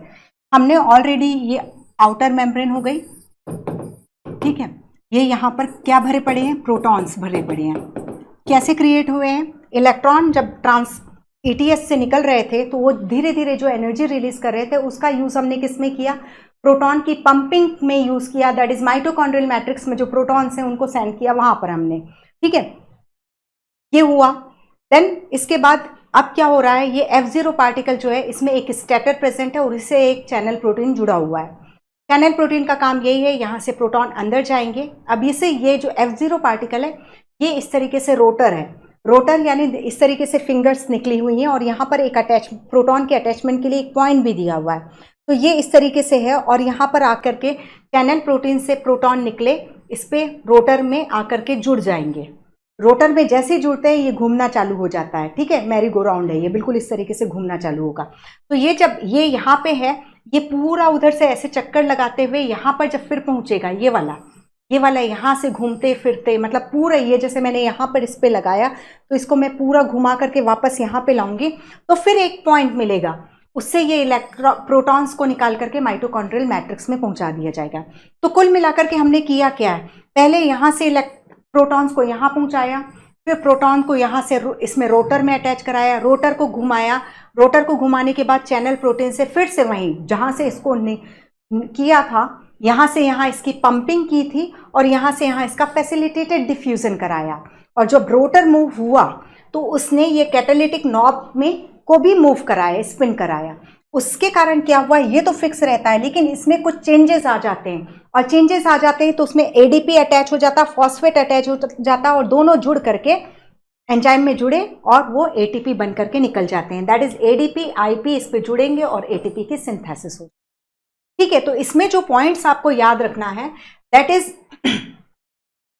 ये मेम्ब्रेन में एम्बेडेड होगा, ये जो F1 है वो टुवर्ड्स माइटोकॉन्ड्रियल मैट्रिक्स होगा, वाटर मॉलिक्यूल का बनना भी टुवर्ड्स माइटोकॉन्ड्रियल मैट्रिक्स हुआ है, ये चीज को भी याद रखना। और यहाँ पर जो प्रोटॉन ग्रेडियंट एस्टैब्लिश हुआ उसके लिए ऑक्सीडेशन रिडक्शन एनर्जी को यूज किया गया था। अब ये प्रोटॉन ग्रेडियंट एस्टैब्लिश हुआ तो प्रोटॉन का फैसिलिटेटेड डिफ्यूजन हो रहा है और ये फैसिलिटेटेड डिफ्यूजन जो हो रहा है, जो प्रोटॉन मोटिव फोर्स से ये मतलब जो फैसिलिटेटेड डिफ्यूजन हो रहा है उसके चलते ये रोटेट हुआ, जिसके कारण कैटालिटिक नॉब जो है वो उसमें कन्फर्मेशनल चेंज आया और वो रिस्पॉन्सिबल हुआ ATP की सिंथेसिस के लिए। This is the only thing, ठीक है। ऑक्सीजन हमने यूज करा दी थी। अब हमने बोला कि ऑक्सीजन का फंक्शन क्या है, सिस्टम से हाइड्रोजन को रिमूव करा देना, सिस्टम से हाइड्रोजन को रिमूव करा देना, क्योंकि भाई हमें ये NaDH2 को भी में जो हाइड्रोजन प्रेजेंट है, ठीक है, यदि मान लो एक इमेजिन, ये चीज समझ में आ गई होगी आप लोग को। अब ये वाला लो, ठीक है, यदि सपोज हम यहाँ पर सिस्टम में साइनाइड डाल देते हैं, ठीक है, साइनाइड जो है साइनाइड जो है ये A3 को बाइंड कर देता है, A3 बाइंड हो गया, अब ये काम करना छोड़ दिया, ठीक है, तो सारे इलेक्ट्रॉन यहाँ तक तो आ गए, ये जो भी है यहाँ तक आ गए, लेकिन यहाँ से आगे ऑक्सीजन को पास ऑन नहीं किए जा रहे हैं, पूरा ETS ब्लॉक हो गया। ETS ब्लॉक हुआ तो उसका असर क्या होगा? उसका असर ये होगा पूरी रेस्पिरेशन प्रोसेस ब्लॉक होकर के रह जाएगी, ठीक है। तो आप साइनाइड के लेवल पे समझो, अब मैंने साइनाइड हटा दिया, ये यहां से यहां गया और वाटर ऑक्सीजन जो है इन इलेक्ट्रॉन प्रोटॉन्स को एक्सेप्ट करता गया, सिस्टम ब्लॉक नहीं है, चल रहा है, ठीक है। तो ऑक्सीजन का काम जो है दैट इज हाइड्रोजन को रिमूव करना है सिस्टम से, इसलिए हमें ऑक्सीजन चाहिए थी। फर्मेंटेशन में ऑक्सीजन नहीं होती है, आउटसाइड से कुछ नहीं आता, पायरुविक एसिड वहीं की वहीं प्रेजेंट है, कोई दूसरे को नहीं बुलाया जाता है कि हाइड्रोजन को एक्सेप्ट करने आओ। ग्लाइकोलिसिस का प्रोडक्ट पायरुविक एसिड है, pyruvic acid itself become acceptor of electron from NaDH, okay. तो ये अंतर है, यहाँ ऑक्सीजन हम बुलाते हैं आउटर एटमॉस्फेयर से बुलाते हैं, आओ और हम जो ये रेस्पिरेशन प्रोसेस कर रहे हैं उसमें जो हाइड्रोजन NaDH और FADH में है उसको तुम ले करके जाओ और सिस्टम कंटिन्यूस, कहीं पे भी ट्रैफिक जाम ना हो, तो वो ऑक्सीजन काम करती है हाइड्रोजन एक्सेप्टर के रूप में, वो सिस्टम से हाइड्रोजन को रिमूव करती है, ठीक है। ये हो गया, कहीं दिक्कत है इसमें? ठीक है, तो ये चीज है, यदि सीरियसली होमवर्क का काम होता ना तो मैं कम से कम ये 2 बार लिखवा करके जरूर कि हाँ किसके बाद कौन आता है ये लिख करके देखो। तो हर चीज को बेटा बहुत अच्छे से याद रखना, किसमें आयरन सल्फर प्रोटीन नहीं है, किसमें कॉपर है, ठीक है, यूबिक्विनॉन किनसे किससे इलेक्ट्रॉन लेकर के आता है और कौन, ये पूरी चीज, ये पूरा इमेज में क्रिस्टल क्लियर लिखा हुआ है, ओके। हाँ, अब ये चीज तो हमने बात कर ली, 4 प्रोटॉन निकलेंगे इंटर मेम्ब्रेन स्पेस से माइटोकॉन्ड्रियल मेम्ब्रेन में through facilitated diffusion via F0, ठीक है। तो पुरानी NCERT में 2H लिखा हुआ था जो कि रॉन्ग इन्फॉर्मेशन थी, जो लेटेस्ट NCERT है जो आप लोग डाउनलोड करोगे उसमें ये 4H लिखी हुई है, ठीक है।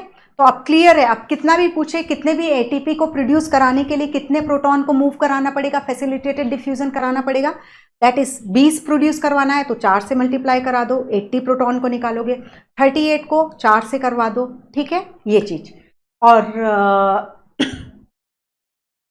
एक NaDH कितने प्रोटॉन की पंपिंग करता है इंटर मेम्ब्रेन स्पेस में?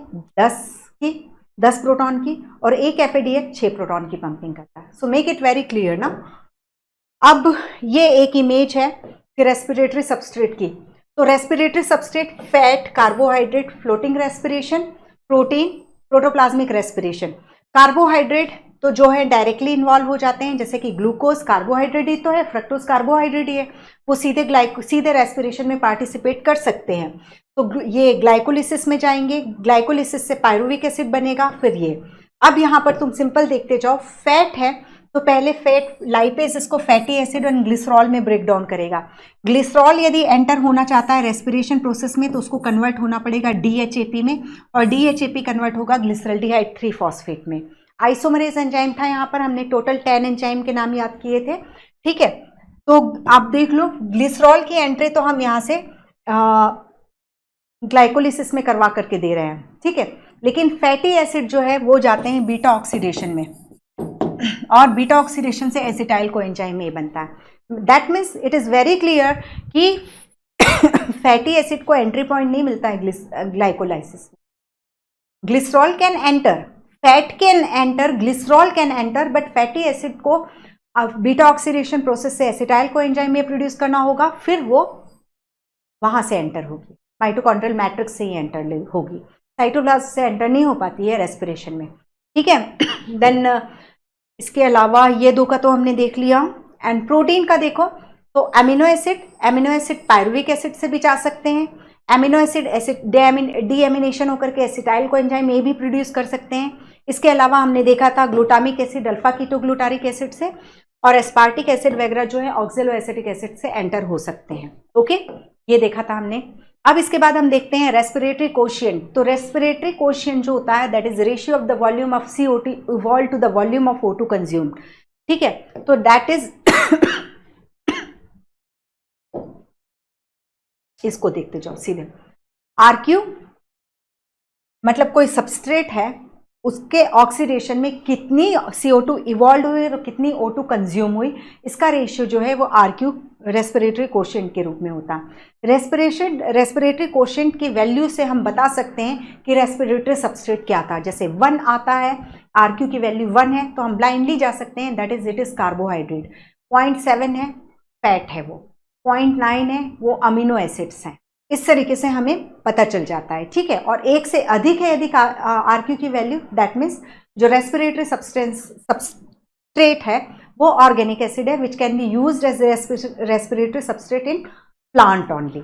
ओके, तो यहाँ पर देखो volume of CO2 upon volume of O2 evolve, sorry volume of O2 consumed. Okay, तो यहाँ पर आप देखो, यहाँ पर C6H12O6 6 O2 कंज्यूम करा रहे हैं, 6 CO2 6 O2 इवॉल्व करा रहे हैं, तो 6 O2 6 upon 6 that is RQ की वैल्यू 1। अब यहाँ के केस में देखो 145 O2 कंज्यूम करा रहे हैं और CO2 कितनी इवॉल्व करा रहे हैं हम, दैट इज ओनली 102, क्योंकि जो भी फैट होते हैं उनमें ऑक्सीजन जो होती है कंपैरेटिवली कम होती है, इस वजह से इन्हें कंप्लीट ऑक्सीडाइज कराने के लिए हमें ऑक्सीजन ज़्यादा कंज्यूम करानी पड़ती है। ठीक है, ये रीज़न होता है। तो अब यहाँ पर देख लो 102 CO2 102 और ऑक्सीजन इवॉल्व 145, तो फैट की जो RQ वैल्यू होती है वो 0.7 के करीब होती है और अमीनो एसिड्स की जो होती है वो 0.9 के करीब की होती है। Okay, that is this. ये है RQ of carbohydrate is 1, fat की हो गई लेस देन 1, प्रोटीन की भी लेस देन 1, इसकी जो होती है 0.7। ठीक है, और 1 से अधिक है तो that is for organic acid. Clear? Tripalmitin का दिया हुआ है इन्होंने और क्वेश्चन में भी आया हुआ है। सिंपल है बेटा, आता ही है, इस टॉपिक से क्वेश्चन आता ही है और अभी मेरे मतलब कॉन्सेप्ट डेफिनेटली आप लोग की क्लियर होगी ही, और भी कुछ रहा होगा तो वो फिर से एक रिवीजन में आपको क्लियर हो गया होगा। तो सिंपल सी रिक्वेस्ट है, बहुत अच्छे से पढ़ो, हर पॉइंट्स को देखो। ये नहीं कि ये जो हमने देखा है कि छोटी क्रैप साइकिल से कोई डायरेक्टली दे दिया, यहाँ से ये दिया और फिर यहाँ से दिया, तो ये इन दोनों के बीच में कितने टाइम ऑक्सीडेटिव डिकार्बोक्सिलेशन हो सकता है, ऐसा कुछ भी पूछ सकता है। ठीक है, कुछ भी पूछ सकता है। जो 4-6 क्वेश्चन ट्विस्टेड फेंकने वाला है एग्जामिनर, वो ऐसे ही कुछ फेंकेंगे आएंगे। ठीक है, तो उसको करते जाओ अच्छे से। और क्या था इसमें, बाकी तो हमने सब पढ़ ही लिया है। ठीक है, जो है ये आपको जरूर करके रखना है। ठीक है, प्रोटॉन मोटिव फोर्स क्रिएट हुआ, फिर हमने उसको फिर से पास कराया 10-4 for NADH2, 6-4 for FADH2। Okay, 4 proton को फैसिलिटेट डिफ्यूज कराना पड़ेगा यदि आपको एक ATP की सिंथेसिस करनी है। तो 10 है तो 2.5, FADH2 है तो 1.5। ओके, कैलकुलेशन हमने पूरा अच्छे से देख लिया है किस तरीके से 38 ATPs प्रोड्यूस होते हैं। Okay, thank you, take care और बहुत अच्छे से रिवाइज करके रखिए। Thank you.